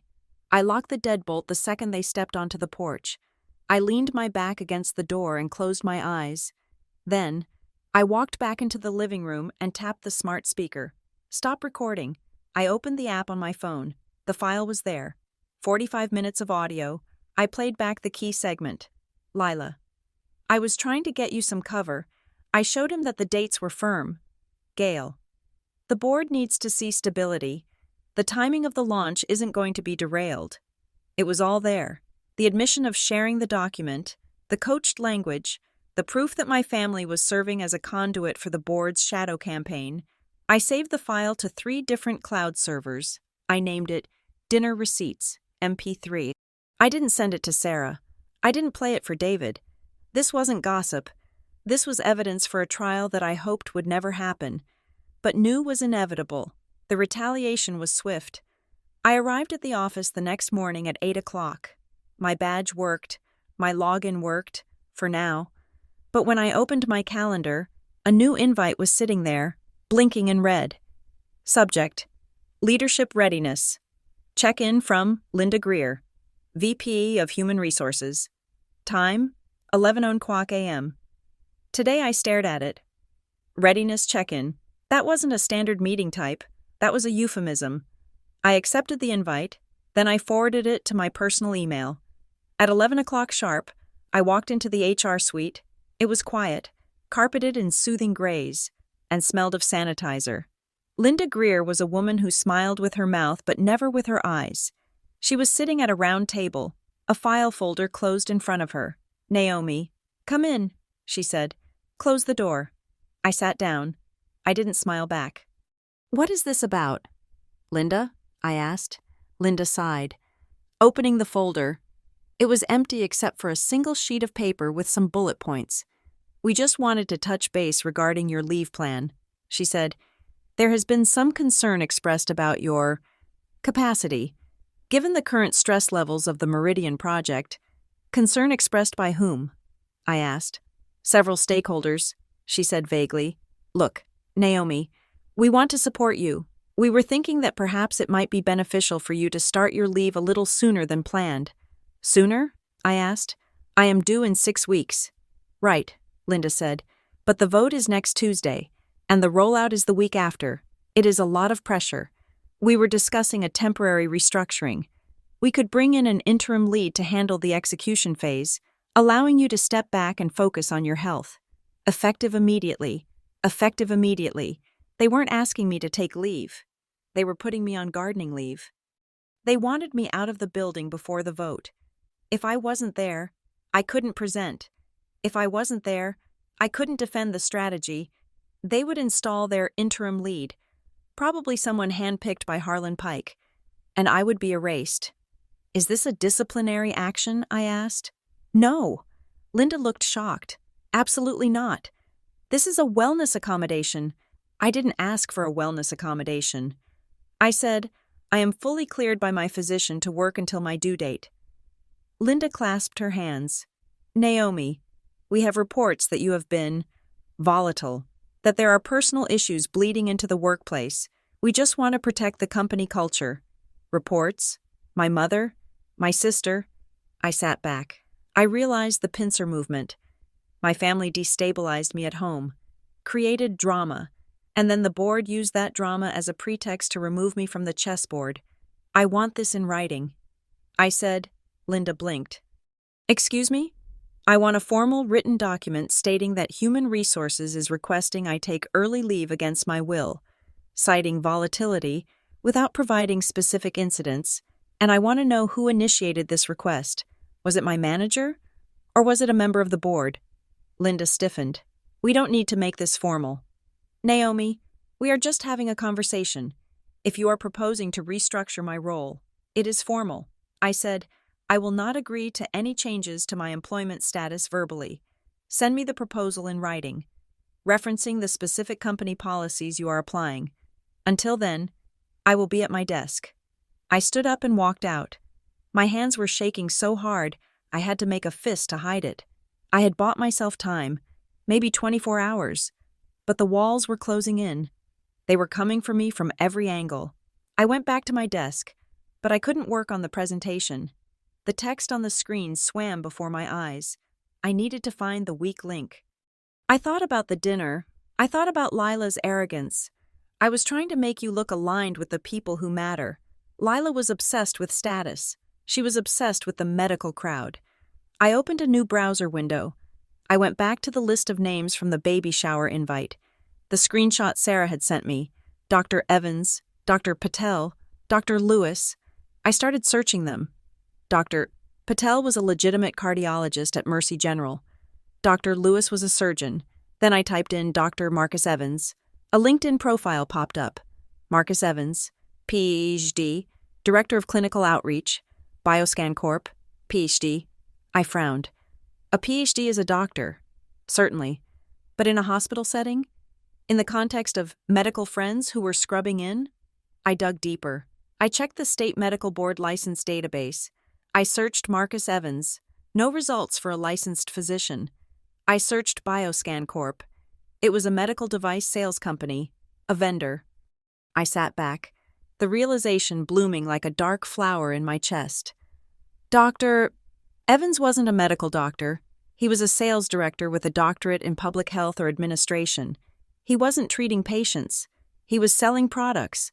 And Lila? Lila was a coordinator. She wasn't clinical. I looked at the other names. Claire, the woman who ran the residency program. I searched her. Claire Simmons. She wasn't a doctor either. She was an administrator.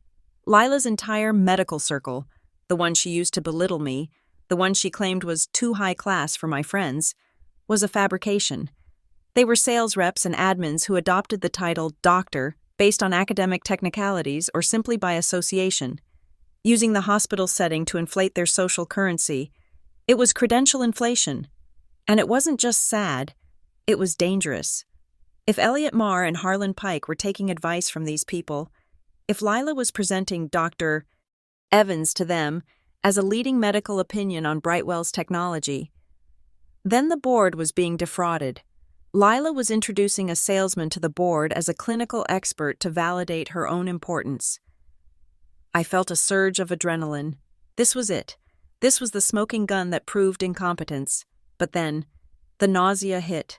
If I exposed this, I destroyed Lila. Not just her job, her reputation. She would be the laughingstock of the city. She would be fired.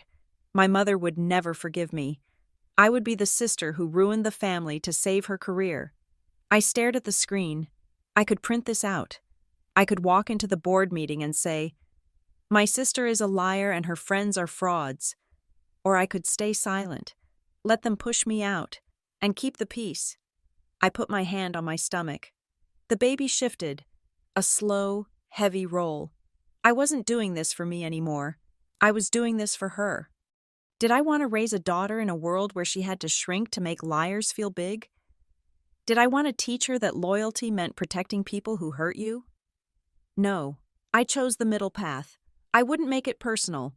I wouldn't attack Lila's character. I would attack the governance failure.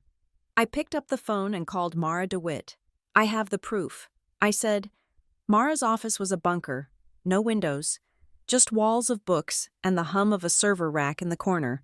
We sat side by side, drafting the memo. It had to be perfect, cold, clinical, irrefutable. To the Ethics Committee of the Board of Directors, from Naomi Cook, Strategy Director, General Counsel Project, Disclosure of Conflicts of Interest and External Influence. This memorandum serves as a formal disclosure regarding irregularities in the due diligence process for the Meridian Initiative. 1. Undisclosed vendor relations. Cross-referencing of vendor files indicates that Apex Strategic Solutions, currently retained by Brightwell for data security, is simultaneously employed by the Stanton Grove Foundation, chaired by board member Harlan Pike. This represents a conflict of interest that was not disclosed during the vendor selection process. 2. Unauthorized access to proprietary data. Evidence indicates that proprietary product timelines were shared with external parties associated with the Stanton Grove Foundation via social engineering tactics targeting junior staff. See Attachment A. Email correspondence. 3. Misrepresentation of expert opinion. It has come to my attention that individuals presented to the board's informal advisory group as medical experts, validating the Meridian Roadmap, do not possess medical licensure in the state. Specifically, representations made by associates of the Stanton Grove Foundation regarding clinical validation rely on opinions from non-clinical sales personnel. See attachment. B. Licensure verification. We didn't name Lila, we didn't name Gail, we referred to associates and external parties. It was a masterstroke of corporate deflection. We were pointing at the sin, not the sinner, but anyone who dug into the attachments would find Lila's name all over the emails. Mara read it over. She took off her glasses and rubbed the bridge of her nose. This is a nuclear warhead. Naomi, she said, if we send this, Harlan Pike will come for you with everything he has. He will try to fire you for cause before the meeting starts. He's already trying to fire me, I said, at least this way. I go down fighting. Mara nodded. She looked at me with something like respect. Okay, she said. We submit it to the ethics committee chair directly. Bypass the secretary. We send it at 5 p.m. on Friday. That gives them the weekend to panic, and no time to spin it before the Tuesday vote. Do it, I said. I walked out of the legal department feeling lighter than I had in months. The truth was a physical weight lifted from my shoulders. I was halfway to the elevator when a voice stopped me. Naomi. I turned. It was Robert Vance, the CFO. Robert was a good man. He had been a mentor to me early in my career. He had sent a gift basket when I announced the pregnancy. He was one of the few people in the C-suite I actually liked. Robert, I said. He walked over to me, looking around to make sure the hallway was empty. Walk with me, he said. We walked toward the atrium.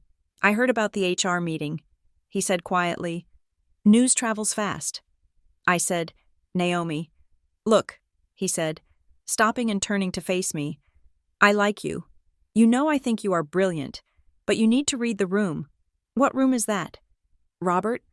The room where decisions are made, he said. Harlan is dug in. He has the votes. If you fight this, if you try to make a stand next Tuesday, it is going to get ugly. They will drag your family into it. They will drag your medical history into it. Let them, I said. Think about the baby, Robert said. His voice was kind, sickeningly kind. Do you really want that kind of stress right now? Just write it out quietly. Take the leave. Let them restructure. You can come back in 6 months, and maybe things will have settled down. Be smart. Be grateful you still have a package on the table. I looked at him. Be smart. Be grateful. Be quiet. It was the same lullaby my mother had sung to me for 33 years. Don't make waves, Naomi. Don't upset your sister. Just take what you get and say thank you. Robert wasn't protecting me. He was protecting the company's comfort. He wanted me to disappear so they didn't have to deal with the mess of firing a pregnant woman who knew too much. Thank you for the advice. Robert, I said. I am just trying to help, he said. I know. I said, everyone is just trying to help. I walked away from him. I went to my car. I sat in the driver's seat and looked at my phone. It was 4:55 p.m. on Friday. I opened my email. I had the draft saved in my drafts folder. Mara was waiting for my signal to co-sign. I thought about Lila's fake doctors. I thought about Gail's coached warnings. I thought about the interim lead waiting to take my desk. I thought about my daughter. I wasn't going to be quiet. I wasn't going to be grateful. I hit send. The email whooshed away. I put the phone down and started the car. The weekend was going to be hell. My phone was going to blow up. My mother was going to scream. Harlan Pike was going to unleash his lawyers. Let them come. I drove out of the parking structure, merging into the traffic of the city. I turned up the radio. For the first time in weeks, I didn't feel like a victim. I felt like the strategy director. And I had just made my move. Monday morning arrived with the heavy, low-hanging grayness of a storm front that refused to break. The air in the office was static, charged with the kind of silence that precedes a detonation. I walked to my desk, my heels clicking a steady rhythm on the carpet, feeling the eyes of my team tracking me. They knew something was happening. In a corporate ecosystem, The scent of blood travels faster than a fiber optic signal. I had barely set down my purse when Marcus appeared. He looked like he had not slept. His tie was slightly crooked, a detail that was so uncharacteristic for him it felt like a scream. "Naomi," he said, "can we talk in the conference room?" He did not wait for an answer. He walked ahead, his shoulders hunched. We sat at the long mahogany table. He did not offer me coffee. He did not ask about the weekend. "The agenda for tomorrow has been finalized," Marcus said, staring at a point somewhere over my left shoulder. "And?" I asked. "You are scheduled for the opening remarks," he said. 15 minutes. You will present the high-level strategic pillars. After that, the board will move into a closed executive session to discuss the operational rollout and the financial implications. I stared at him. The operational rollout was my plan. The financial implications were based on my models. "You are saying I am being dismissed from the room for the substance of the meeting?" I asked. "It is standard practice," Marcus said, reciting the line as if reading from a teleprompter. "Given the sensitivity of the merger discussions and the personnel shifts, the chair wants to keep the room small." Personnel shifts. That was me. They were going to discuss firing me, or restructuring me, while using my work to validate the company's future. "Who will be answering questions on the rollout if I'm not there?" I asked. "I will," Marcus said. "And Harlan Pike has asked that Elliot Marr be allowed to sit in as a special advisor. To provide an external perspective on the market readiness." I felt a cold, hard knot form in my stomach. It was not fear, it was recognition. This was the coup. They were going to walk me out, bring the spy in, and hand him the keys to the kingdom I had built. "I see," I said. I stood up. "Thank you for letting me know." "Marcus." He finally looked at me. His eyes were wet. "Naomi," he said, his voice dropping to a whisper. "I fought for you. You have to know that. But the pressure, it is coming from the top. It is okay." "Marcus," I said, "you have a mortgage." "I understand." I walked out. I did not blame him. He was a middle manager trying to survive a landslide. But I was not going to be buried. I went back to my office and closed the door. It was time to spring the trap. I knew they were going to try this. I knew they would try to cut me out of the loop and claim that their information came from independent analysis rather than stolen data. So, I had prepared 2 documents. They were both titled Meridian Launch Timeline, Final Draft. They contained the same core data, the same ethical projections, and the same risk assessments.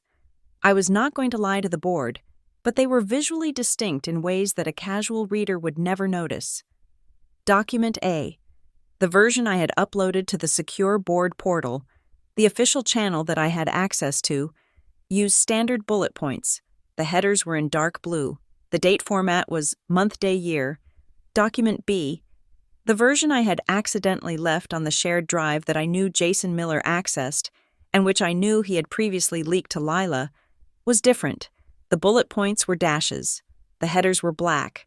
And most importantly, the date format was day, month, year. If Harlan Pike or Elliot Marr walked into that meeting with Document A, they had obtained it through proper governance channels. If they walked in with Document B, or if they referenced data that was formatted according to Document B, it proved the chain of custody. Jason to Lila, Lila to Elliot, Elliot to Harlan. I waited. At 2:00 in the afternoon, an email pinged into my inbox from the board coordinator, copied to Marcus and the executive team. Subject: Question from Mr. Pike regarding strategy deck. Dear team, Mr. Pike has been reviewing the materials for tomorrow. He has a specific question regarding the beta phase timeline on page 12. He notes that the start date is listed as 12 October 2025 and is concerned this conflicts with the European regulatory window. Please advise. I froze. I stared at the screen. 12 October 2025. Day, month, year. I opened Document A, the official version on the portal. Page 12 listed the date as October 12, 2025. I opened Document B, the trap version. Page 12 listed the date as 12 October 2025. Harlan Pike was reviewing the document that had never been uploaded to the board portal. He was reviewing the document that had only existed on the drive accessible to the junior analyst my sister had compromised. "Got you," I whispered. I printed the email. I printed the 2 versions of the document, circling the date formats in red ink. I called Mara DeWitt. "I have the smoking gun," I said. Mara came to my office immediately. She looked at the papers. She looked at the email. She let out a long, slow whistle. "This proves he is working off unauthorized materials," she said. "He is not even trying to hide it. He assumes you are too checked out to notice the formatting. He assumes I am a secretary." I said, "He assumes I don't pay attention to the details." "This is process manipulation," Mara said, her lawyer brain engaging. "If a board member is making decisions based on data obtained outside the official chain of custody, that creates a liability for the entire corporation. It voids the privilege." "Exactly," I said. "We don't have to accuse him of espionage. We don't have to accuse Lila of theft. We just have to accuse the process of being compromised." Mara nodded. She took the file. "I am going to request a pre-meeting with Denise Harrow," she said. "The chairwoman. She is a stickler for rules. If she sees this, she will not be happy. Harlan is stepping on her toes." "Make it happen," I said. "Tonight." My phone rang at 4 o'clock. It was Gail. I hesitated. I did not want to hear her voice. I did not want to hear the gaslighting, but I needed to know the temperature in the enemy camp. I answered on speaker, keeping my hands on my keyboard. "Hello, Mother, Naomi," Gail said. Her voice was different today. It was warm, syrupy, dripping with a terrifying kind of concern. "How are you feeling?" "I am fine," I said. "Working. Good, good," she said. "Listen, honey, I was talking to Lila. She is still very upset about the other night, about the dinner." I stopped typing. "I imagine she is." I said, "She really loves you." "Naomi," Gail continued. "She just wants to help. I was thinking, maybe you could call her? Just apologize. Smooth things over." "Apologize for what?" I asked. "For catching her in a lie?" "Oh, stop it," Gail said, the sweetness fraying at the edges. "For being harsh. For hurting her feelings. Look, Naomi, I just think it would be good to have peace in the family, especially before tomorrow." "Before tomorrow? Why?" I asked. "What happens tomorrow?" "Mom?" Gail paused. I could hear her breathing. "Nothing," she said quickly. "Just the board meeting. I know it is a big day. I just have a bad feeling. Naomi, I don't want you going into that meeting with negative energy. If you just make up with Lila, maybe things will go easier for you." The message was clear. It was a coded warning. Surrender now. Apologize to the golden child. Submit to the family hierarchy. And maybe we will tell the executioner to make it quick. She knew. She knew they were coming for me. She knew about the restructuring. She knew Elliot was sitting in, and instead of warning me to fight, she was warning me to kneel. "Mom," I said, "I am not going to apologize." "Naomi, please," she said, her voice tightening. "Don't be stubborn. You are going to lose. I am trying to tell you." I hung up. I sat there, staring at the phone. "You are going to lose." That was the motherly advice. That was the pep talk. I felt a crack in my chest, a fissure running deep into the foundation of who I was. I had spent my life trying to be good enough to earn her protection. I finally realized that her protection was only available to those who helped her maintain the illusion. I was the truth teller, and therefore, I was the enemy. At 6 o'clock, I met Denise Harrow in the executive lounge. The room was empty, the city lights twinkling through the glass walls. Denise was 65, a woman of steel and pearls. She had run 3 Fortune 500 companies. She did not suffer fools, and she did not play games. Mara stood by the door, acting as a silent sentry. "Madam Chair," I said, placing the file on the table between us. "Thank you for seeing me. Make it quick." "Naomi," Denise said, "I have a dinner with the audit committee in 20 minutes. I hear there is drama.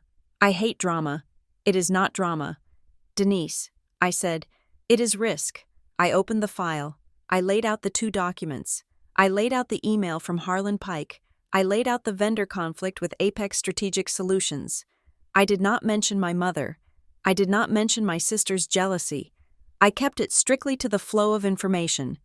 Harlan Pike is adjudicating my strategy based on documents that were leaked through an unauthorized channel. I said, this document version, the one he quoted, was never provided to the board. It exists only on a compromised internal drive. This suggests that Mr. Pike is receiving material from an external source who is procuring it via social engineering of junior staff. Denise looked at the documents. She put on her reading glasses. She compared the dates. She compared the headers. She looked at the email. Then she took off her glasses. How did he get this? She asked. My investigation suggests a breach involving the Stanton Grove Foundation. I said, specifically, Elliot Marr. Elliot Marr. Denise repeated. The man Harlan wants to bring into the executive session tomorrow. The same. I said. Denise closed the file. She did not look angry. She looked tired. I have felt it too, she said quietly. The pressure. Harlan has been pushing for a vote of no confidence in your division. He claims the data is shaky. He claims the leadership is distracted. He is manufacturing the distraction. I said. Denise nodded slowly. She tapped her finger on the file. If I bar him from the meeting, he will sue, she said. He has the bylaws on his side. He is a director. He has a right to inspect the books. He has a right to inspect the official books. I said, not the stolen ones. Denise looked at me. She saw the pregnancy. She saw the fatigue. But she also saw the steel. What do you want? Naomi? I want to present.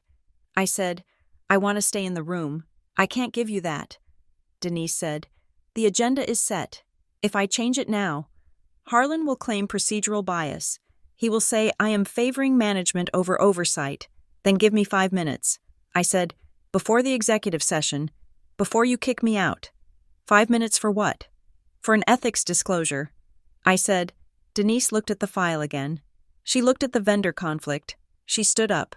Start of the meeting, she said. Item 1. Ethics and governance compliance.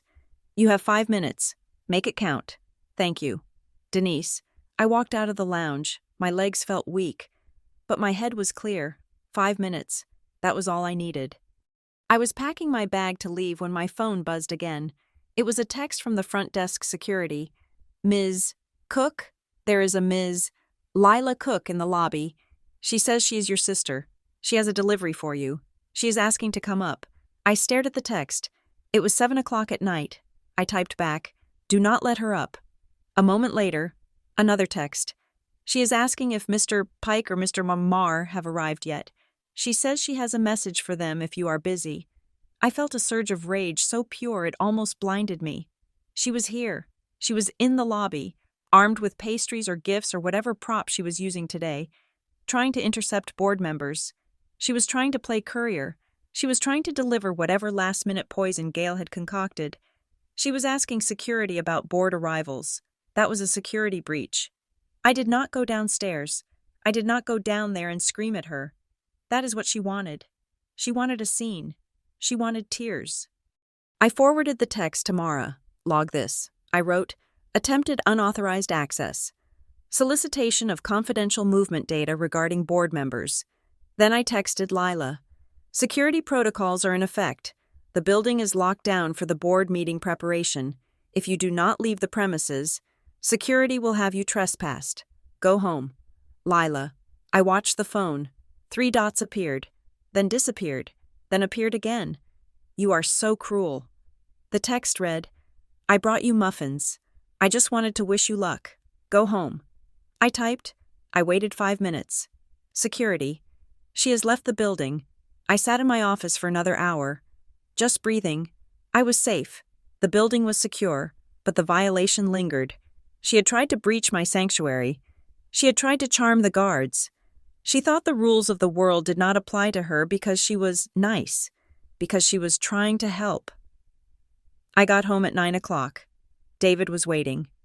He had ordered takeout, but the food was cold. He looked at me. You look like you have been in a war. He said, I am in a war. I said, I sat on the sofa. I did not take off my coat. I just sat there, staring at the unlit fireplace. And then, it hit me. Not the anger, not the adrenaline, the grief. I started to cry. It was not the loud, sobbing cry of a tantrum. It was the quiet, leaking cry of something broken that could never be fixed. I realized that I was an orphan. My mother and sister were alive. They were healthy. They lived 20 minutes away. But the family I thought I had, the family that valued me, the family that would protect me when I was vulnerable, did not exist. It had never existed. I had spent my whole life paying rent for a room in their hearts that they had already leased out to Lila. I had bought my way in with grades, with promotions, with stability. I thought if I was just good enough, they would love me for me. But they only loved what I could do for them. And the moment I stopped being the provider and started being the competition, they turned on me. They were willing to destroy my career to feed Lila's ego. They were willing to side with a stranger over their own daughter because the stranger made them feel important and I made them feel inadequate. David sat next to me. He put his arm around me. He did not speak. He knew there were no words for this. I mourned them. I mourned the grandmother my daughter would never really know. I mourned the aunt she would never be safe with. I let the grief wash over me, heavy and dark. I let it drown me for 10 minutes. And then, I stood up. I wiped my face. I am done. I said. David looked up. Done with what? Done trying to earn it. I said. I went to my home office. I sat down at the desk. I had 1 page of stationery left. It was heavy. Cream-colored bond paper. I took a pen. I did not write a speech. I did not write a defense. I wrote a list. Statement to the Board of Directors of Brightwell Meridian Health. 1. Disclosures of conflict. 2. Verification of data integrity. 3. Request for recusal. I wrote down the facts. I wrote down the dates. I wrote down the names. I did not write about my feelings. I did not write about my pregnancy. I stripped every ounce of emotion out of the text until it was just a skeleton of hard, cold truth. I folded the paper. I put it in my portfolio. I went to the nursery. I stood in the doorway, looking at the crib. It was empty, waiting. I put my hand on my belly. I will protect you. I whispered to the darkness, even if I have to burn the rest of the world down to do it. My phone buzzed on the dresser. It was a text from Gail. Good night, honey. I hope you make the right choice tomorrow. We love you. I looked at the words. The right choice. She meant surrender. I turned the phone off. I went to bed. I slept the sleep of the dead, dreamless and black. Tomorrow, I would not be a daughter. I would not be a sister. Tomorrow, I would be the strategy director. And I was going to finish the job. The boardroom at Brightwell Meridian Health was a masterpiece of intimidation. The table was a 30-foot slab of polished black walnut. The chairs were ergonomic leather thrones that cost more than my first car, and the view from the 44th floor reduced the city to a grid of silent, manageable variables. I walked in at 9 o'clock sharp. I was wearing a charcoal suit that accommodated my 33-week bump without hiding it. I was not going to hide. Harlan Pike sat at the far end of the table. He did not look at me. He was busy shuffling papers that I knew, with absolute certainty, contained the wrong date format. Beside him sat 2 other board members who usually voted in his block. Denise Harrow, the chairwoman, sat at the head, her face a mask of polite neutrality. Good morning, everyone, Denise said. Her voice was quiet, but it carried to the corners of the room. We have a tight agenda today. We will begin with the strategic overview from Ms. Cook. I stood up. I did not use notes. I had built this strategy from the ground up. It was etched into the gray matter of my brain. For 15 minutes, I was flawless. I walked them through the integration architecture. I outlined the risk mitigation for the beta launch. I spoke with the kind of authority that usually made men like Harlan Pike uncomfortable, because it required them to acknowledge that a woman under 40 might know more about their business than they did. I finished my segment on the projected Q4 revenue lift. Thank you, I said. There was a silence. Usually, this was the moment for questions. Thank you. Naomi, Denise said. She checked her watch. Per the executive session schedule, we are going to move to the closed operational review now. You are excused. I saw a flicker of a smile on Harlan's face. It was small, tight, and triumphant. He thought the show was over.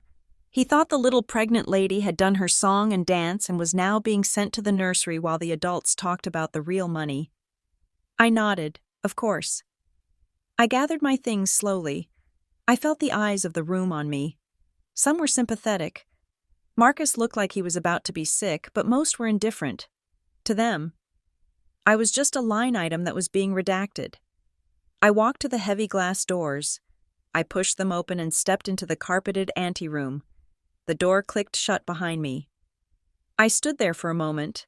The silence of the hallway was deafening. I could have walked to the elevator. I could have gone back to my desk, packed a box, and waited for the inevitable email from HR telling me my role had been restructured. But I didn't move. I stood with my back to the wall, counting the seconds. 1, 2, 3.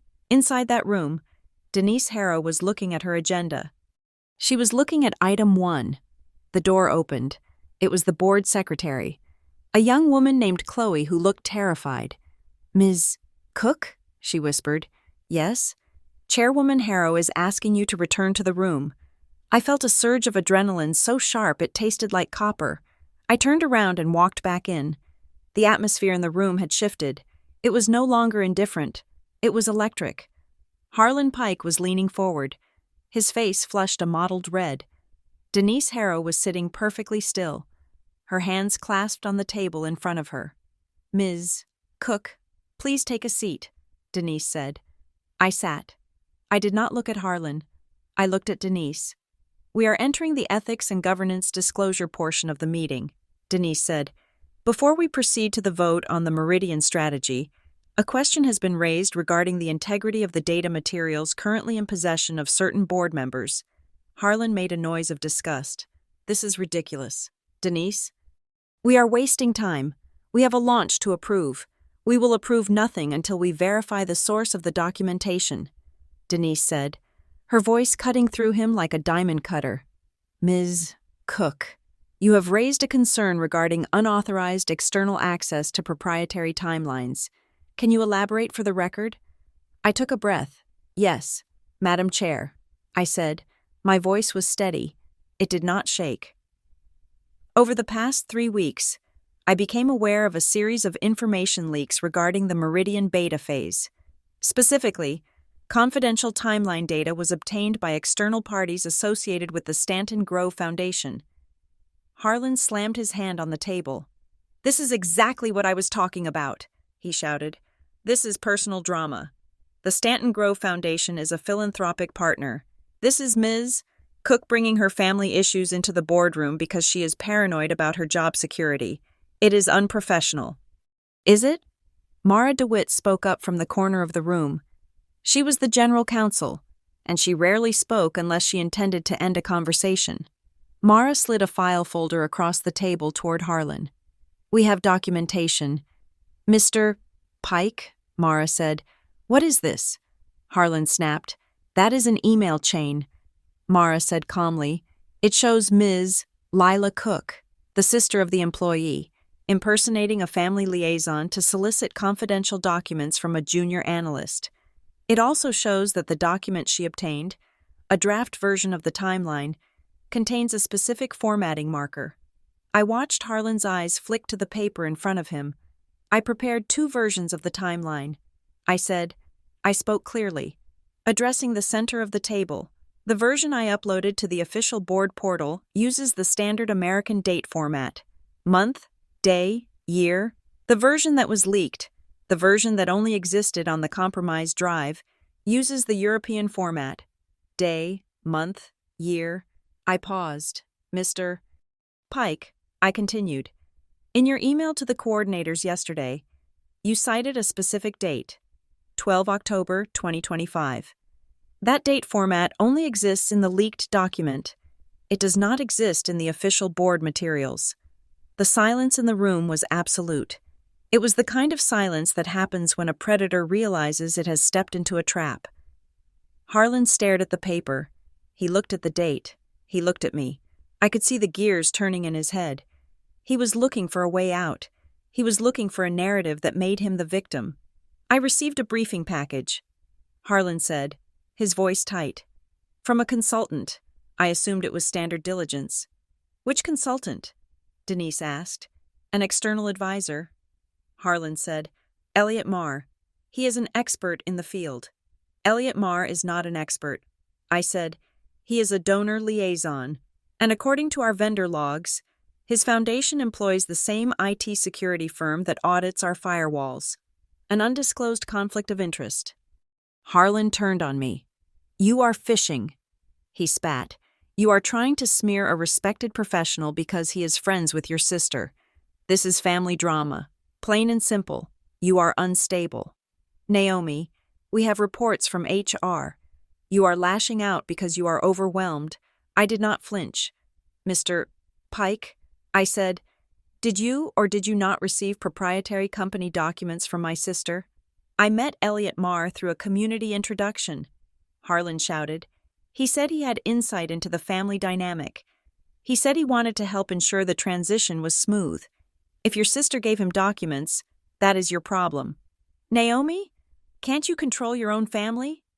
There it was. The admission. He had met Elliot. Elliot had gotten the docs from Lila. Lila had gotten them from the leak. The chain was complete. Denise Harrow took off her reading glasses. She let them click against the table.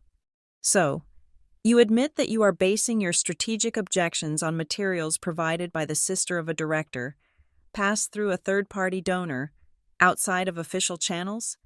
Denise asked. I admit that I seek information wherever I can get it, Harlan said. Though his bluster was thinning, I am a fiduciary. I have a duty to investigate risks. You have a duty to follow governance protocols, Denise said. She turned to the rest of the board. We have a problem, she said. My phone buzzed in my pocket. I ignored it. It buzzed again, and again, a sustained vibration that felt like an alarm. I glanced down. It was a text from security. Ms. Cook, she is back. She is demanding to come up to the 44th floor. My stomach dropped. Lila. I looked at Denise. She was deep in conversation with Mara DeWitt about the bylaws regarding recusal. Excuse me, Madam Chair, I said softly. I need to step out for one moment. Denise nodded. Distracted. Make it quick. I walked out of the boardroom. I walked down the hall to the elevators. I pressed the button for the lobby. I did not go down. I just stared at the doors. My phone rang. It was Gail. I answered. Make her leave. Mom. I said, Naomi. Gail was crying. I could hear the echo of the lobby in the background. She was downstairs too. They were both there. A two-woman siege. Naomi, please, Gail sobbed. Security won't let us up. Lila just wants to help. She has information for the board. She wants to explain that it was all a misunderstanding. She has nothing for the board. I said, she is not an employee. She is not a shareholder. She is a trespasser. How can you be so cruel? Gail screamed. Her voice cracked, desperate and shrill. She is your sister. She is trying to save you. She brought pastries. She just wants to show them that we are a good family. Stop humiliating us. Naomi, stop acting like you are better than everyone else. I closed my eyes. Stop acting like you are better. That was the core of it. That was the sin I had committed. I had risen. I had succeeded. And by succeeding, I had made them feel small. So they had to drag me back down to the mud, to the level of gossip and pastries and desperate, performative helpfulness. I am not humiliating you. I said, you are humiliating yourselves. Naomi, please, Gail begged, just come down. Just tell the guards to let us in. We can fix this. We can sit down with Mr. Pike and explain that we are all on the same team. I laughed. It was a dry, hollow sound. We are not on the same team. Mom, that is the point. You are on the team that wants me fired. No, Gail cried. We just want you to be safe. We want you to stop working so hard. I walked over to the window. I looked down at the street. 44 stories below. The cars looked like toys. Listen to me, Mom, I said, and listen closely, because I am only going to say this once. I waited until her sobbing subsided into jagged breaths. You do not get to use my life to buy closeness to powerful people anymore. I said, you do not get to trade my career for a seat at the table. I am not your currency. Naomi, take Lila and go home. I said, if you are still in the lobby in 5 minutes, I will authorize legal action against you for harassment. You wouldn't, Gail whispered. Try me. I hung up. I stood there for a long minute, watching the city. I felt a piece of my heart turn into stone. It was a heavy, cold feeling, but it was solid. It was something I could build on. I turned around and walked back to the boardroom. When I re-entered, the room was quiet.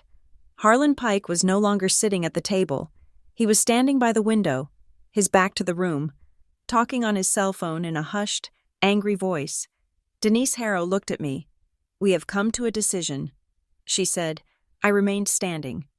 In light of the disclosures regarding the integrity of the data and the undisclosed vendor conflicts, Denise said, the board has voted to postpone the Meridian strategy vote for 30 days. Postpone. My heart sank. A postponement was purgatory. It meant 30 days of rumors, 30 days of being the problem. However, Denise continued, raising her voice slightly, we are also initiating an immediate, independent external counsel review of the board's due diligence processes. Mr. Pike has agreed to recuse himself from all matters related to the Meridian rollout, pending the outcome of that review. I looked at Harlan's back. He did not turn around. He was out. Not fired, not yet, but neutralized. He couldn't touch my project. He couldn't vote on my future. It wasn't a clean win. There was no applause. There was no confetti. The project I had worked on for 2 years was stalled. The stock price would probably take a hit when the delay was announced, but I was still standing. Thank you. Madam Chair. I said, this meeting is adjourned. Denise said. The board members began to file out. They avoided eye contact with me. I was radioactive now. I was the woman who had trapped a director. I was dangerous. I packed my laptop. My hands were shaking. Just a little. Ms. Cook, Denise said. A moment. I stopped. The room emptied out until it was just me, Denise, and Mara DeWitt. Denise sat back in her chair. She looked old. She looked tired. That was a hell of a gamble. Naomi, she said. It was not a gamble. I said, it was documentation. Denise smiled grimly. You trapped him with a date format. That is the most strategy director thing I have ever seen. She picked up a pen and tapped it against the table. We are going to have a rough month, she said. The investigation is going to be messy. Harlan will leak things to the press. He will say you are hysterical. He will say the product is flawed. I know. I said, I need someone to manage the governance task force, Denise said. Someone who understands where the leaks are coming from. Someone who knows where the bodies are buried. I stared at her. Are you offering me a role? I asked. I am offering you an interim position, Denise said. Head of the Governance and Integrity Task Force. You report directly to me. You bypass the C-suite. You bypass HR. Your job is to lock this company down until the vote. I looked at Mara. She nodded slightly. This wasn't a consolation prize. This was power. This was Denise realizing that the only person who had actually done their job protecting the company was the pregnant woman everyone tried to dismiss. I accept. I said. Good. Denise said. Go home. Naomi, take a nap. You look like you're about to fall over. I took the elevator down to the parking structure. I avoided the lobby. I knew they were gone. Security would have swept them out. But I couldn't bear to walk through the space where they had stood. I walked to my car. The concrete garage was cold and smelled of gasoline and dust. I unlocked the door and threw my bag into the passenger seat. Then I heard it. 2 junior associates were walking past, talking in low voices. They didn't see me standing in the shadows of the pillar. Total mess upstairs. One of them said, Yeah, I heard the strategy director had a meltdown. The other one laughed. Apparently, she dragged her whole family into it. Screaming match in the lobby. Seriously? Yeah, you know how it is. Hormones. She is using the pregnancy as a shield to keep from getting fired. They walked past, their laughter echoing off the concrete walls. I stood there, frozen, meltdown, hormones, shield. The narrative was already setting like concrete. I had won the battle in the boardroom, but I had lost the war for my reputation. To the rank and file, I wasn't the hero who exposed corruption. I was the unstable pregnant woman who caused a scene. Harlan's spin was already working. My mother's public display had given them exactly the ammunition they needed. I opened the car door and sat in the driver's seat. I put my hands on the steering wheel. I gripped the leather until my knuckles turned white. I could quit. I could drive away, never come back, and raise my daughter in peace. I could let them win. But then I looked at the passenger seat, where my laptop bag sat. Inside was the appointment letter for the governance task force. They called me unstable. They called me difficult. Good. If being difficult was what it took to protect my work, my integrity, and my child, then I would be the most difficult woman they had ever met. I started the engine. The sound roared in the quiet garage. I checked my phone one last time. There were 3 missed calls from Gail, 2 from Lila, and 1 text from Elliot Marr that simply read, "This isn't over." I deleted the thread. I blocked the numbers. I put the car in reverse and backed out of the spot. I wasn't a daughter anymore. I wasn't a sister. I was a mother. And I was a force of nature. And I was just getting started. Thank you for listening to this story. It is a hard truth that sometimes the people who share our blood are the ones who bleed us dry. Naomi's journey wasn't about revenge in the traditional sense. It was about the brutal, necessary act of survival. She had to choose between the comfort of a toxic peace and the loneliness of a self-respecting war. She chose herself, and she chose her child. I would love to hear your thoughts on Naomi's decision. Was she right to cut them off completely? Or is family always worth one more chance? Please leave a comment below and let me know where you are listening from. I love seeing how far these stories travel. If you enjoyed this story, please consider subscribing to Revenge Stories and sharing this with a friend who might need a reminder that they are strong enough to stand alone. Until next time, keep your evidence documented and trust your gut.